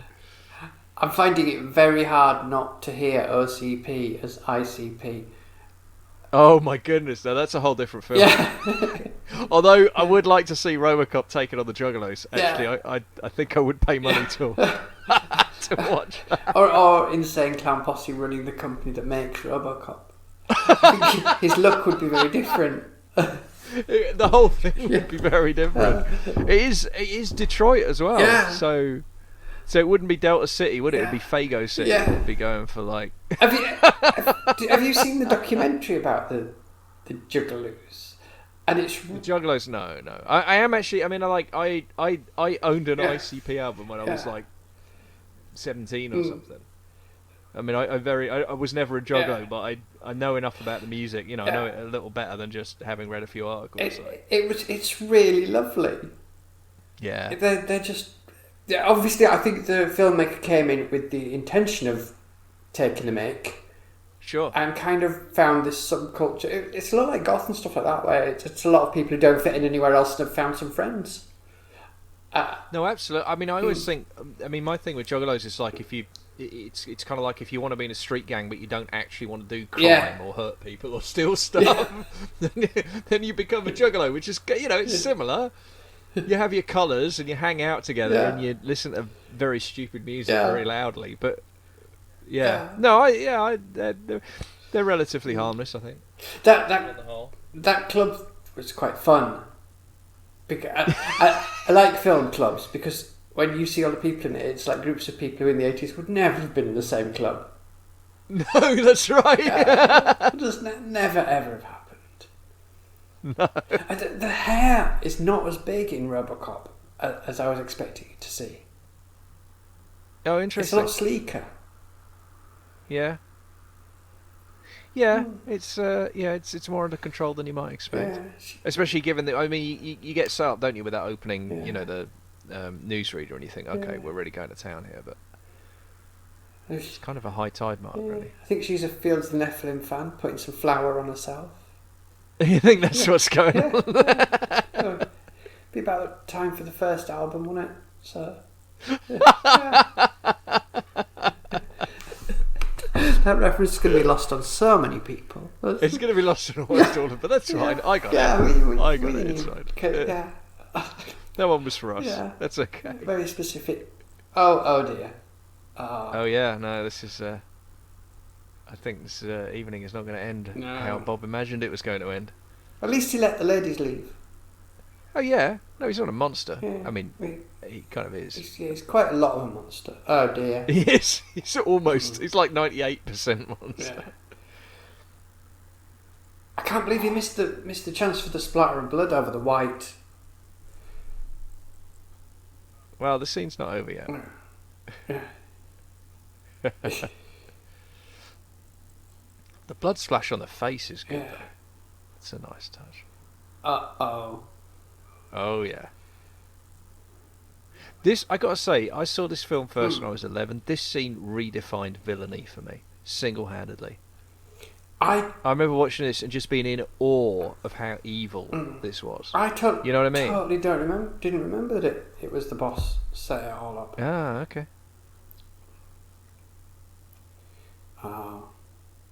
Oh, yes. It's terrible when people don't go through proper channels. Yeah, no, I'm against it. Yeah. It's the ultimate revenge of the bureaucrat, isn't it? Yeah. If you filled out the form in triplicate, I wouldn't have had to leave a grenade on your kitchen table. Yeah. But you didn't. So here we are. Who crawls towards a grenade? Has he never seen a war film? That is exactly the wrong direction. You got to admire his optimism, haven't you?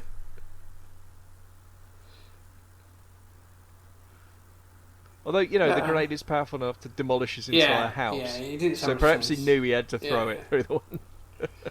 In the future, you see, grenades are more powerful. So. Yeah, and what if accidentally he just sent his grenade-shaped alarm? Because they were a thing in the 80s.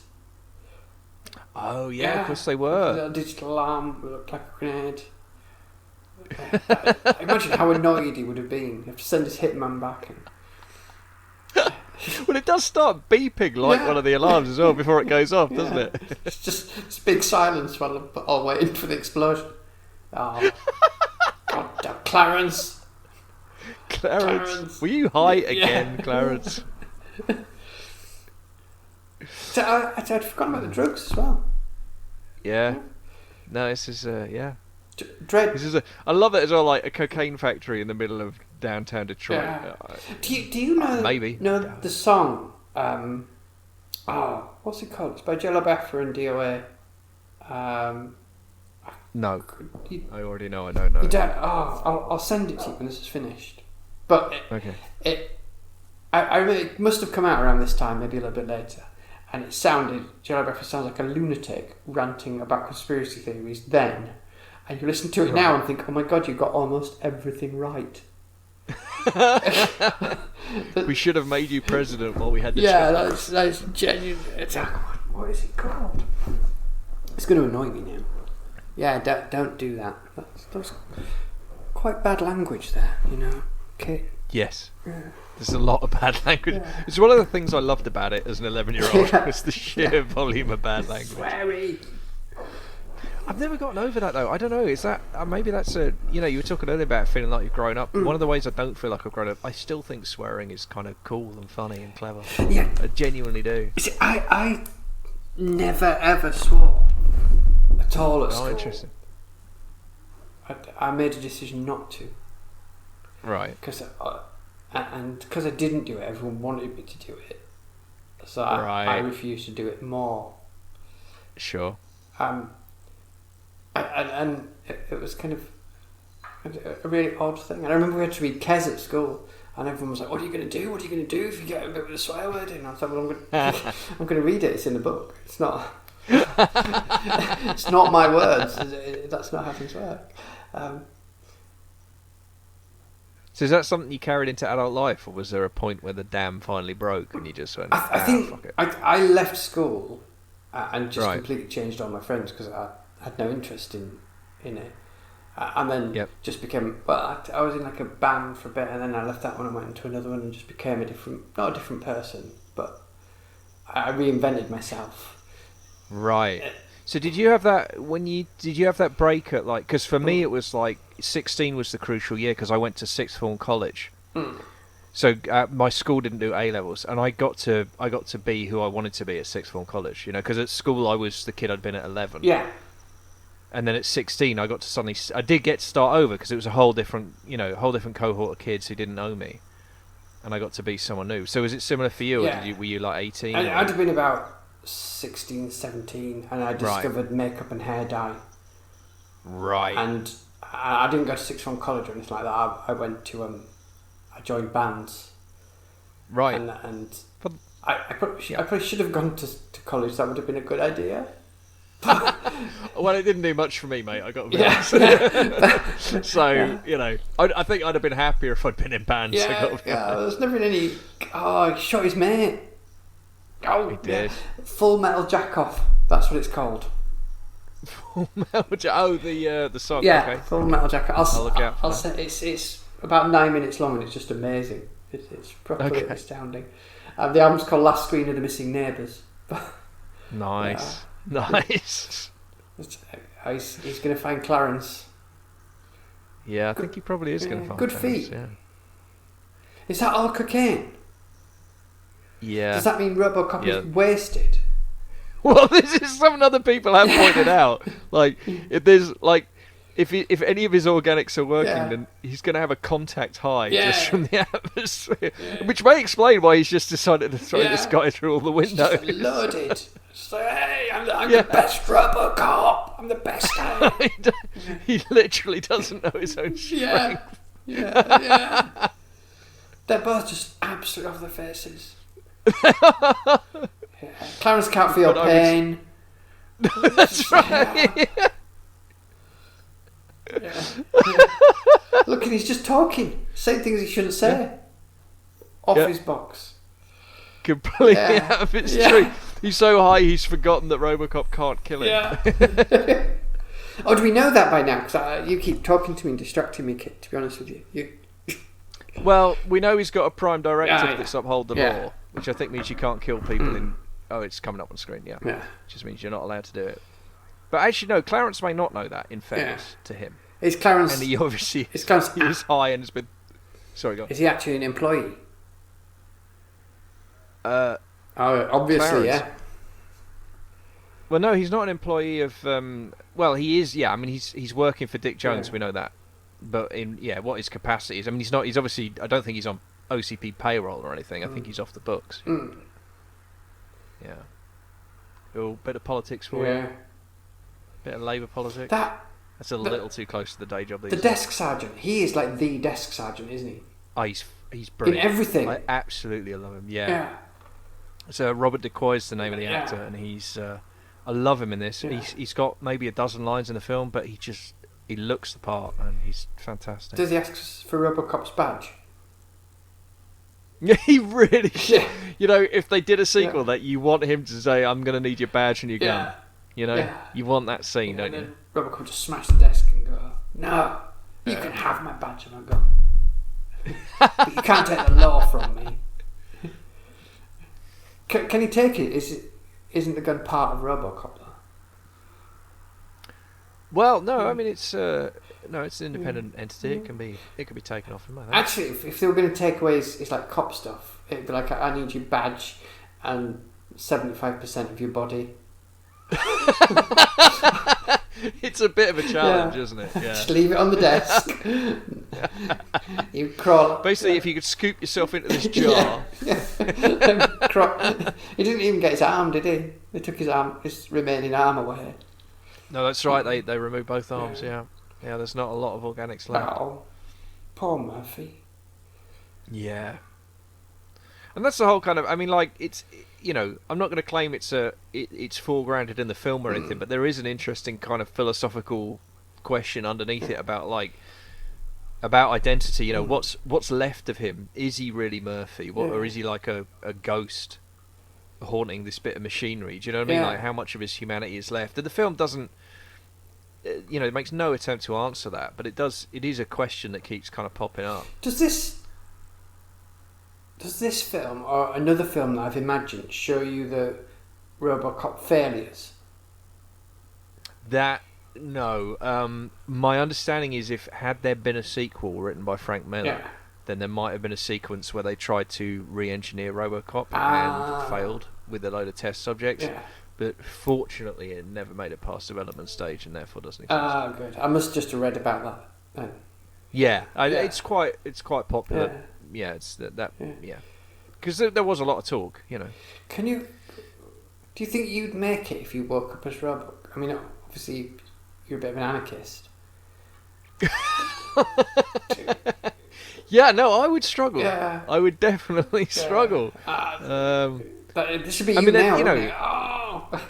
That would be me. Yeah, that would just be me getting out of bed. Well, to be fair, that is me getting out of bed now. To be fair, it's not. It's you trying to. It's just trying to live in the world. It's you trying to arrest. It's like, is it still arrest an environmental protester? Yeah, I just wake up. I'm just like, am I still in late stage capitalism? Yep. Yeah. Okay, I'm just gonna fall over now. I'm just gonna grit my teeth. Yeah.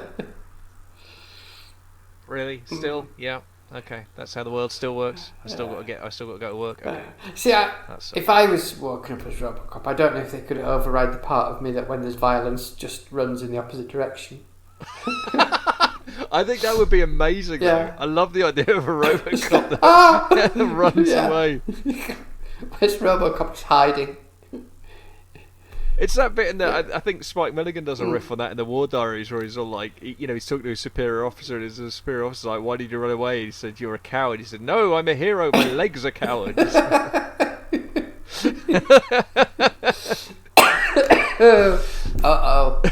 it's Ed.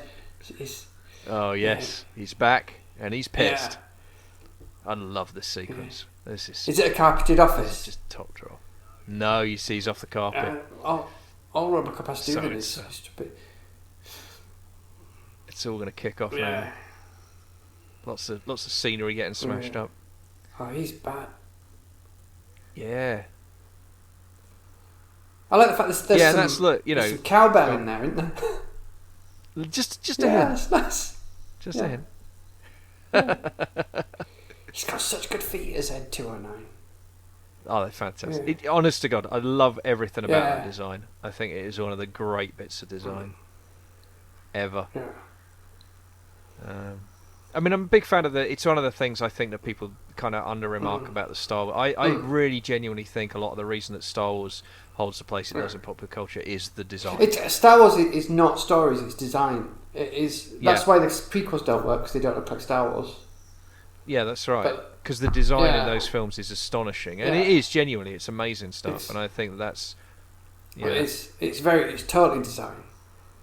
Yeah, absolutely. It's a design ethic. It's not a, because if you look at the story of Rogue One, it's not kind of the mythic. Well, Rogue One's just, I mean, that's just like the Dirty Dozen, isn't it? But it's totally different. Well, I mean, I say just. I fucking love Rogue One, but I mean it. I don't know. Look, he's like a Dalek. He can't do stairs. Yeah. It's like I just feel really. I love Ed Turner. He's like a little puppy, isn't he? I don't like it. No, it's distressing. Yeah. But it's not his fault, is it? I mean, he's Ow. But I also love. For me, it just fits with the fiction of the whole movie. Like, he's shittily designed. by shitty people. Yeah. It's And he does that screaming. Like, look, it's like a...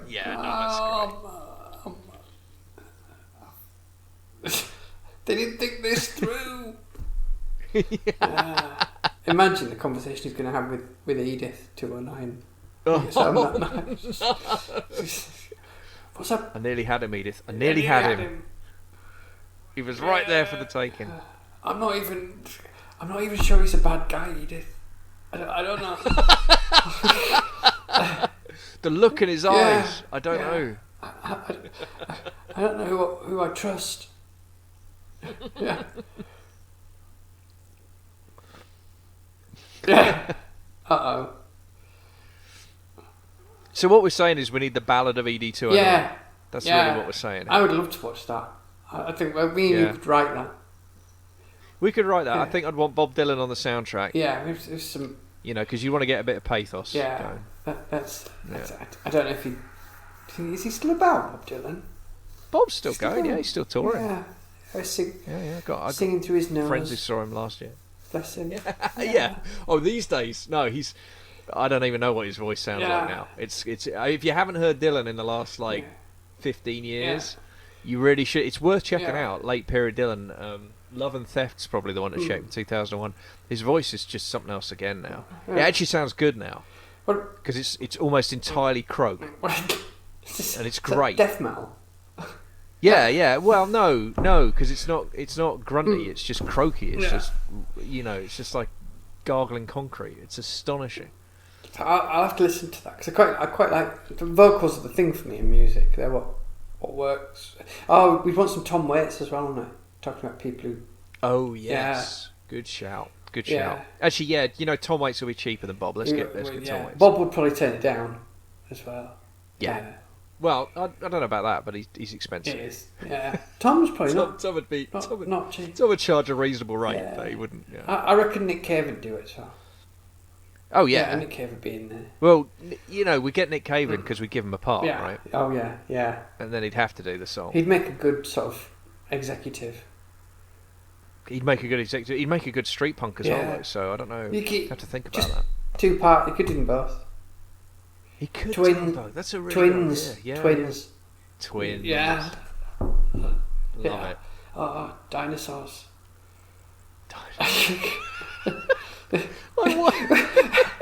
Wouldn't it be lovely if this was actually the plot?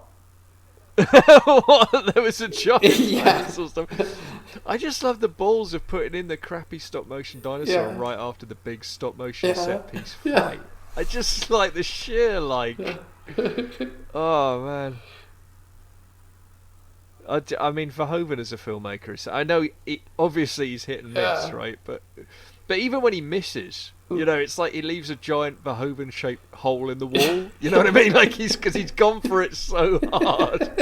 I love that. I love artists like that. I love filmmakers. I'm always shocked by how many people don't seem to get that. He's quite against things that. Yeah. He's not saying violence is good. One of the weirdest things I've had to deal with on the internet in the last 10 years is seeing, as the rise of these kind of idiot alt-right types have been coming up, the number of them that will use Starship Troopers memes and not realise that they're having the piss taken out. It's astonishing to me that they don't... I love him. Unemployed guy? Yeah. I thought for a long time it was David Johansen from the New York Dolls. But it isn't. No, I don't think. No, it's not. I know. I can see why you'd say that, but no. But he's in a surprising amount of films as well.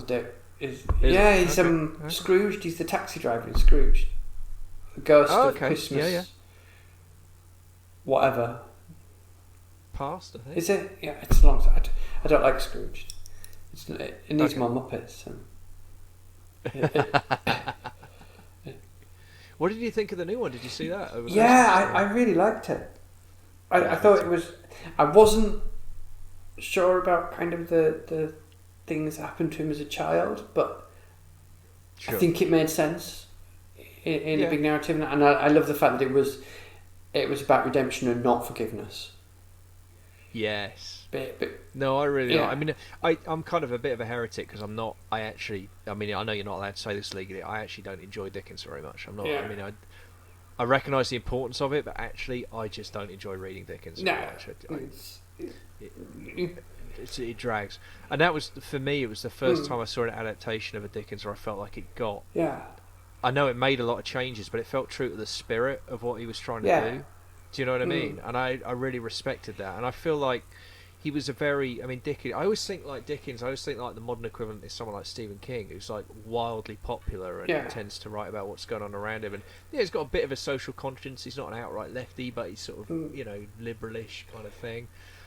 Leans that way, but really it's about it's about the characters and the people and the sense of time. And I really felt like that adaptation was like, oh, okay, so you're kind of getting back to what Dickens was pissed off about. You know what I mean? Because in Christmas Carol, Scrooge is going to be lovely for every Christmas after that, but he is still a slum landlord.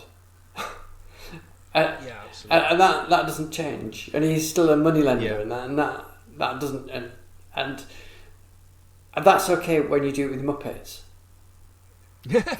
you can get away with that because it's a different world where he probably isn't that, but once you put it in the real world, that the new version addressed that very well.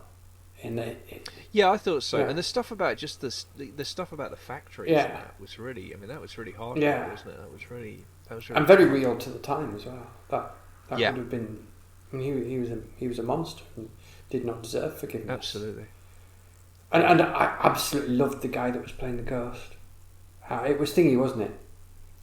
Andy Serkis. And that his look was just fantastic. I know what I'm going. When I hit like 55, that's what I'm going for.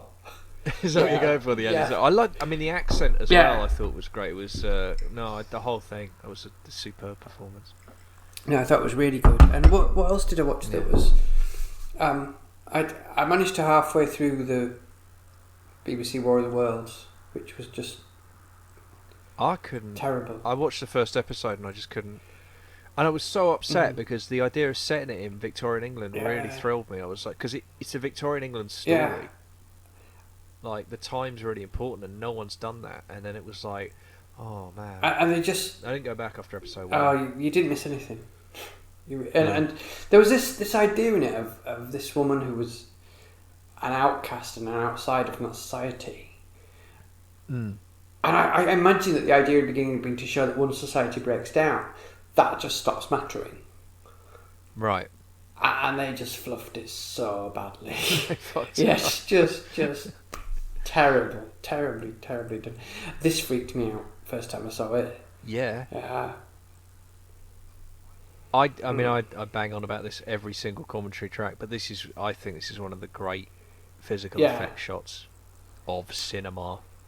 I'd go that far. I think it's absolutely amazing. Yeah. I really do. And that's where his quite alien face works really well. Yeah, you're right. It's that unusual quality to his face. Look, he's got one of those things that they put on Space Marines in Warhammer 40k. Yeah. Do you think, like, as he gets older and his skin loses elasticity, there's like keys in the back somewhere that can just tighten him up? Just tighten him up. It looks like the frame probably could support that, doesn't it? It's like inbuilt kind of plastic surgery realignment. Because you don't want like your Robocop looking 90, do you? You really don't. No. Because they'd lose all respect for his law. I mean, it's interesting. Like he doesn't seem to have like eyebrows as well as facial hair. So maybe they did the kind of, because you can have that. There's that kind of laser treatment they can do, can't they, to stop hair growing? So maybe they did that, or because Robocop with a beard, that one. Well, that's exactly what I was thinking when you said him getting older. I imagined like this Yeah. grey beard. I was thinking like it's not going to have the desired effect on the criminal element. They're not going to respect that in the same way. So this is Mega City as well, isn't it? Just cops. The cops are on strike, so everyone goes completely mental. Yeah. Yes, I'm not, again, politically, I'm not a huge fan of this scene. I'm always a bit like, oh, yeah, okay. Cops go on strike, everything goes completely immediately. Yeah. The entire of humanity becomes feral. But, we're not telling that story. We're telling this story, so whatever. I suspect he would buy that for $1. Do you think he's going to... And he would, yeah. Confirmed, would buy it for $1, yeah. I do love that though, because it's like at no point is that explained. Like, what the fuck is that? And when you saw it and your friends had seen it, you immediately started saying to each other, "I'd buy that for $1." Yeah, it's straight into your head.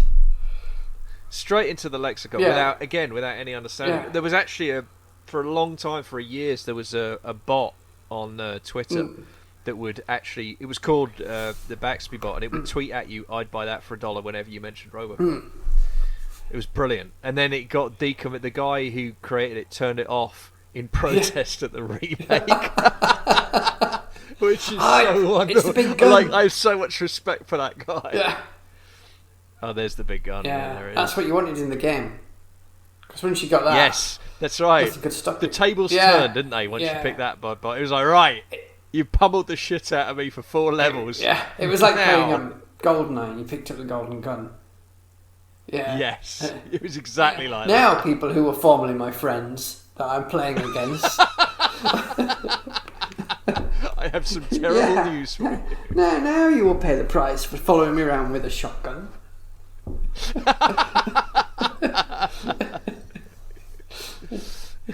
That is quite an impressive gun, is that? Yeah, it is. Yeah. No, it's pretty cool. Yeah. You can understand why everybody wanted one. But surely the recoil, when he just did that shot from his groin, would have done us some real damage. The final shot there, the guy did actually lose his eyebrows. Yeah. That explosion was bigger than they meant it to be. There's some odd, like they're meant to be degenerate criminals, aren't they? And the first things they blow up is the strip club, the adult cinema, and the adult bookshop. And you think that's what they protect. You think, well, you question their qualifications at that point, don't you? These are our places. And but I guess the the overriding impulse is just to blow shit up. That's the thing, isn't it? Again, we're back to that B-movie villain thing. They're not thinking it through. They have no motivation beyond chaos. It's weird that they decided to make him eat, not just have like a food shovel or something. Yeah, but I think it's... I mean, I quite like it, because I think it's that kind of thing about there are some organics still in there somewhere. The stuff around his neck's lovely. Yes. Oh, it's... Honestly, the design is just outstanding, but that face mask in particular just... It's brilliant. It's unsettling.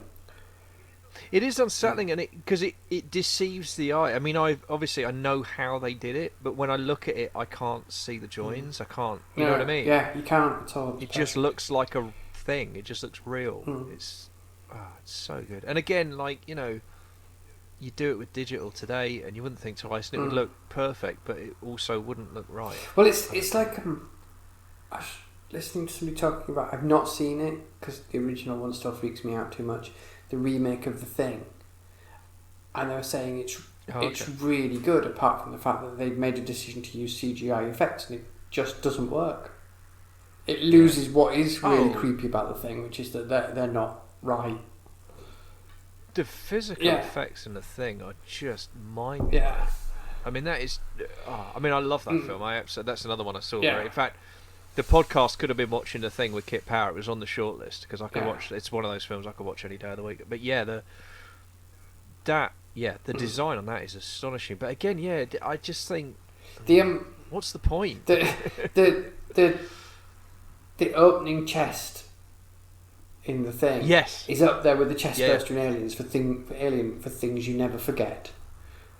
Oh my god, no, absolutely. When those teeth appear and then absolutely. Yeah, that's branded into your head. That and for me anyway, that and related I think it's in the same scene as the head spider. Yeah, the head spider's really, really... That is just like... But yeah, Yeah, and when the guy says, "You gotta be fucking kidding me," it's like, he has the entire proxy of the audience at that moment. it's weird because the things that really freaked you out are not like. No, I watched all the Nightmare on Elm Streets too young. Right. In fact, I must have been 14 or 15. Now I think about it, because I know where I watched them, because I watched them at a friend's house. Okay. And I didn't see them once I'd left school, and I left school about 16. Well, actually, I left school a lot earlier than that, but I officially left school. Oh, that sounds familiar. Yeah, officially left school at 15. Yeah, sure. But yeah, I saw, and they've not stuck with me in the same way. Oh, that's interesting. Yeah. Because I did a revisit the Elm Streets for My Life in Horror, because they were big for me as a kid. I watched them at like 12, 13 or something. Everything up to like 5 or 6, I think. Freddy's Dead was the one that I saw. New Nightmares that came along later, and they don't hold up for me. I've got to say, unfortunately, as a whole. I mean, the bits of them do, and I think 3's kind of all right. 5 was better than I remembered actually, but they're not. But overall, no, they don't. And who can forget the theme tune to Dream Warriors by Don Dokken? Oh, here he comes! It's Squidgy face. Here he is. Oh yes, the moment you've been waiting for. His day has just been ruined. That is not a good day, is it? I think this game. Time gets so mixed up, but oh no, not happy. Melting.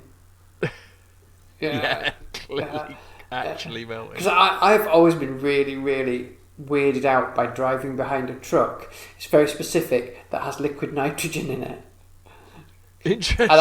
And I either have to drop back or get past it quite quickly, because I'm sure it's going to crash and freeze me to death. Now, I would assume that was a Terminator 2 thing. Because isn't there a liquid nitrogen moment in Terminator 2 where they freeze? It's pre-term. This is a bit heretical. Oh, you've always had it? Yeah, I don't rate Terminator 2 very much. Interesting. It's not a film I enjoyed. And I don't know why. It never clicked with me. And I know most people love it. Sure. I would take the original Terminator over Terminator 2 any day. Interesting. They're very different films. Yeah. I mean, I think the original Terminator for me is like the ultimate slasher movie. Oh. You see, that's why you should make sure your windscreen wipers are working. Yeah, because otherwise... you get... No one but yourself to blame. Silly man. See, keep up to your car. Now this is... Oh no. I don't remember getting shot. Do you think that was set up for Robocop 2? What, her getting shot? And she becomes next Robocop. Yeah, I don't know. I mean, that's an interesting... It's one of the ways you could go with it, right? You've got that set up in the fiction. Yeah, it's possible.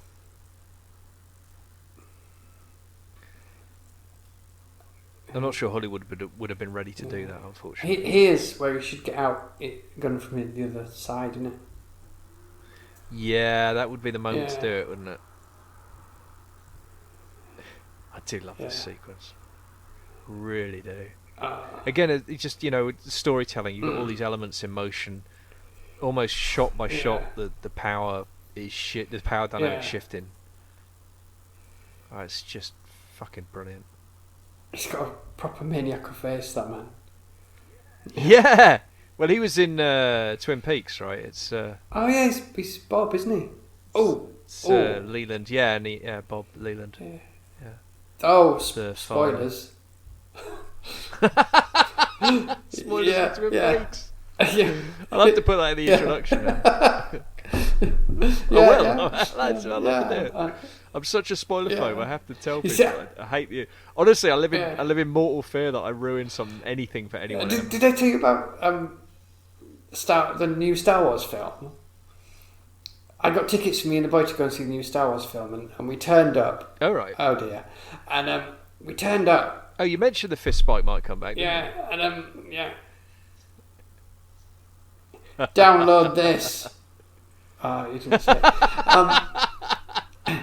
I'm so glad I. Yeah. But we went to see it, and I was watching it and thinking, this we've missed the beginning. We were a bit late, and that was okay. And I thought, but we seem to have missed a lot more than the beginning. And it turns out they're giving us tickets for the wrong day, and we turned up halfway through it, and we saw 10 minutes, and it was the 10 minutes with the two big reveals in it. It was just Oh no! Oh my god! That is so unfortunate. But Star Wars hasn't really clicked with the boy because he wasn't that fussed about going back and seeing the rest. It was like, should we go back and see it the day? And he said, not that bothered. So I've not seen the new Star Wars film yet. Oh, okay. But apart from the 10 minutes. apart from 10 minutes where you found out about Rey's past, the entire plot, and who the spy is. But I saw that too. Okay. Oh look, Ed. Yeah, Ed's back. Yeah. See, that is overkill. Do you think? Yeah. No, but like you say, you're back to the video game. That is the moment, isn't it? Where you're like, yeah. I've got the big gun now. You don't scare me anymore. You can't hurt me anymore. I don't think he needed to shoot him twice. I think the second shot was superfluous, right? But it does lead to that beautiful shot of the symbolic legs, which I fucking adore. Yeah. He's got a kid, Robocop. Oh, dear God. Ed.21 has just lost his parent. Ed.21's now an orphan. I quite like that very weapon-like sculpture in the background. There's this kind of silvery sculpture in the background that. Oh yeah, no, that it looks like you could do some damage. Yeah, it'd be as an improvisational fencing tool in a pinch, you could do a lot worse, couldn't you?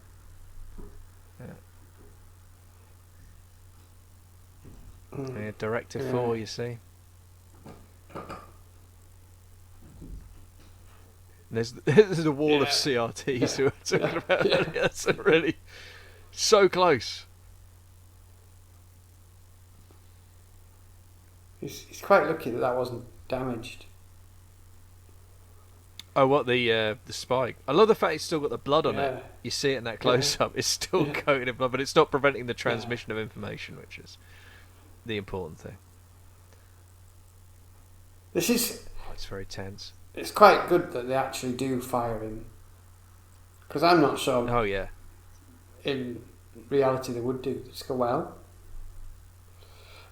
See, yeah, and I also, I mean, I have to say, you know, with my labour relations hat on, really, I mean, there should be a formal disciplinary process, really. Should be a written warning. You know, like he should have a chance. Should be an answer. He should be able to answer to it. You know, he should have a representative with him. It's a bit, but that's the private sector. Yeah. It is what it is.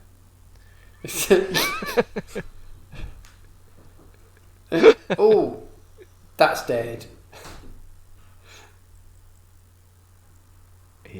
Yeah. The fall's not good. You think how much better the Die Hard fall is than that as well. You know. Yeah, that's not good. It's not a Christmas movie, though. Just in case people need it. Don't you start on that, man. No, don't mess with me. We've got all the way through this film. We've been perfectly civil with each other. And now we're going to be bringing Fallout. Don't start with it's not a Christmas movie shit, and the last as the credits are on. It's a movie that takes place at Christmas. Yes, hence a Christmas movie. No. Are you going to be telling me Lethal Weapon's not a Christmas movie? Yeah. Next? You're going to be telling me Gremlins is not Gremlins is a Christmas movie. What's the difference? Oh, mine's stopped because Netflix. Doesn't matter. The film's finished. I did. As long as your recorder's still my recorder's still going. That's the bit that matters. But that's all right then. No, it's all right. That was the end of the film. That's okay. It was a good film. Yeah, I'm glad I watched it again. I'm glad you watched it with me. That was an absolute. It was that's we've got. I sit here with a pad scribbling on it while I talk. I've got you in the habit of doing it during anything, and I was writing down. And I only got 3 different because I did get quite distracted by you. I'm afraid. Okay. different things you could have called Robocop if you just changed one letter. but I only got one. But I got Romocop. Yeah, Romocop. it's like it reinvented as a new romantic, which I thought would have been quite. Yeah, very nice. That was great.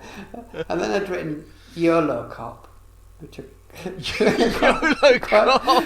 That's a very different film. Where are all the drugs from the evidence locker? Hey, you only live once, bro. Has anyone seen YOLO Cop in 3 days? No. We just wasted some. And then lastly, Pogo Cop. Pogo Cop. Which is quite nice. Robocop, but he just has a pogo stick.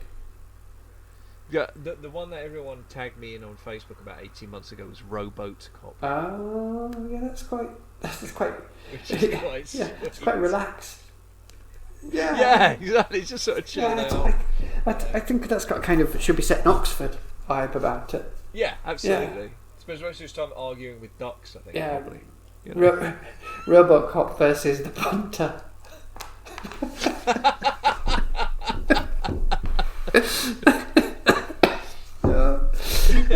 And on that bombshell. So this has been Watching Robocop with Kit Power and RJ Baker. RJ, thank you so much for coming on the show. It's been a joy, and we've meant to do it for a long time. But thank you so much for coming on the show. And as the credits roll on the film and we see them go past, for those of us who are still watching them, if you can let the people who've been listening at home know where they can find you on the internet, if they would like to find out more about you and find more of your stuff. They can probably find me on Twitter as RJ Barker. I won't give my actual Twitter. If you search RJ Barker, you'll find me. And I'm never off Twitter, really. And you can find me in all good bookshops with my Wounded Kingdom trilogy, which are Age of Assassins, Blood of Assassins, and King of Assassins, and they're like fantasy murder mysteries. And my newest book, which is called The Bone Ships, which is about it's basically Hornblower versus Godzilla is how I like to describe it, and my agent tells me not to because it sounds silly. But your agent's not no, he's not, and I'm quite sure. Fly free. Yeah, I'm quite sure he says don't do that in the full knowledge that I will go out and do it straight away. So yeah. I guarantee you, the vast majority of people who listen to this podcast all just said out loud, "Awesome!" when you said that. I swear to you, that's and they'll be really disappointed when they read it, and it's like 200 pages, 200 pages of people talking about rigging, and before you get to the dragon. but it's I liked it. It's had very good reviews. It's done very well. Yeah. No, I've heard amazing things about it. And I enjoyed very much the first book of Age of Assassins. I thought it was fantastic. Yeah, they particularly enjoyed the. I mean, I'm a sucker for those kind of those relationship stories between, like, you know, whether it's a kind of that liminal space between mentor and parent. Figure. Yeah, the whole all three. And I think you did such a great job with that. And all three of them tell the story. It's about being a parent, and they tell the story of this from beginning to end of this relationship, and it's. I think I'm probably quite proud of the arc, which is a phrase those writers like to use. And if when does this go out? Do we know? I'm going to get out as soon as I can because I'm going to go and tell everybody to get on your My Life in Horror Kickstarter because Kit's. This is not just because Kit is here, but I have very little interest in horror because I'm easily scared and quite squeamish. But his My Life in Horror column I read because his writing is beautiful and interesting and it's a good way of telling stories.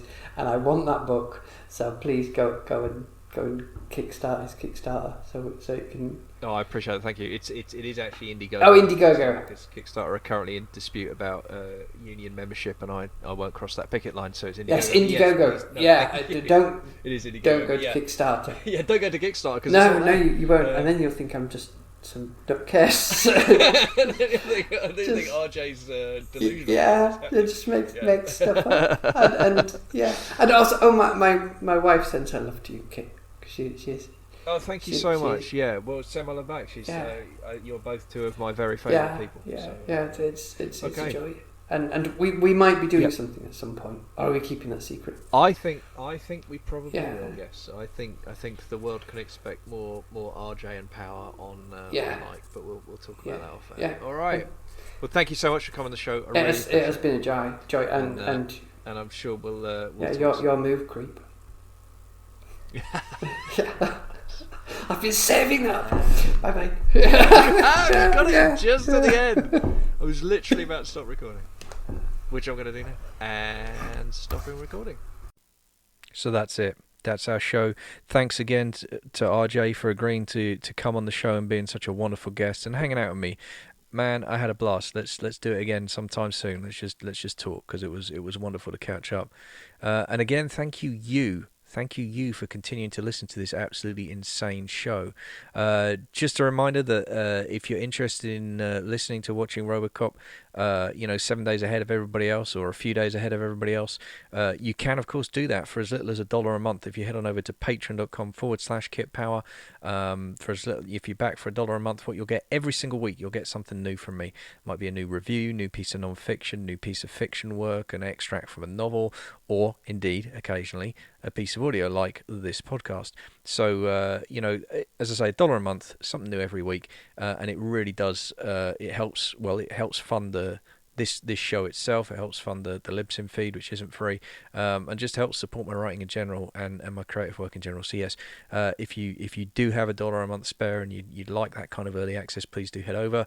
A reminder again, my Indiegogo campaign for My Life in Horror Volume 1 still has a couple of days left to run as we speak. So head on over to Indiegogo if you're interested in picking up those exclusive hardbacks, or that discounted ebook edition, or the signed paperback, any of that stuff. It's all up there. And as I say, it's particularly the campaign exclusives. You've only got a few days now to grab them, so you will need to be quick. And again, thank you so much for your support. And hey, regardless, just thanks for listening. Thanks for tuning in again to another episode of Watching Robocop. Obviously, we'll be doing it again. I do have some more people who want to come on the show. As I said at the start, we're going over to what I'm going to call an occasional schedule, because I just can't, I have too much going on, as you can probably tell from the intro and what I'm saying now. But I'm always grateful. I'm grateful for every single one of you that tunes in and listens and supports the show, however you do it, even if it's just retweeting that the episode's gone live, or talking to your friends about it. It all helps. It's all greatly appreciated. So again, thank you so much, and until next time, Go Robo!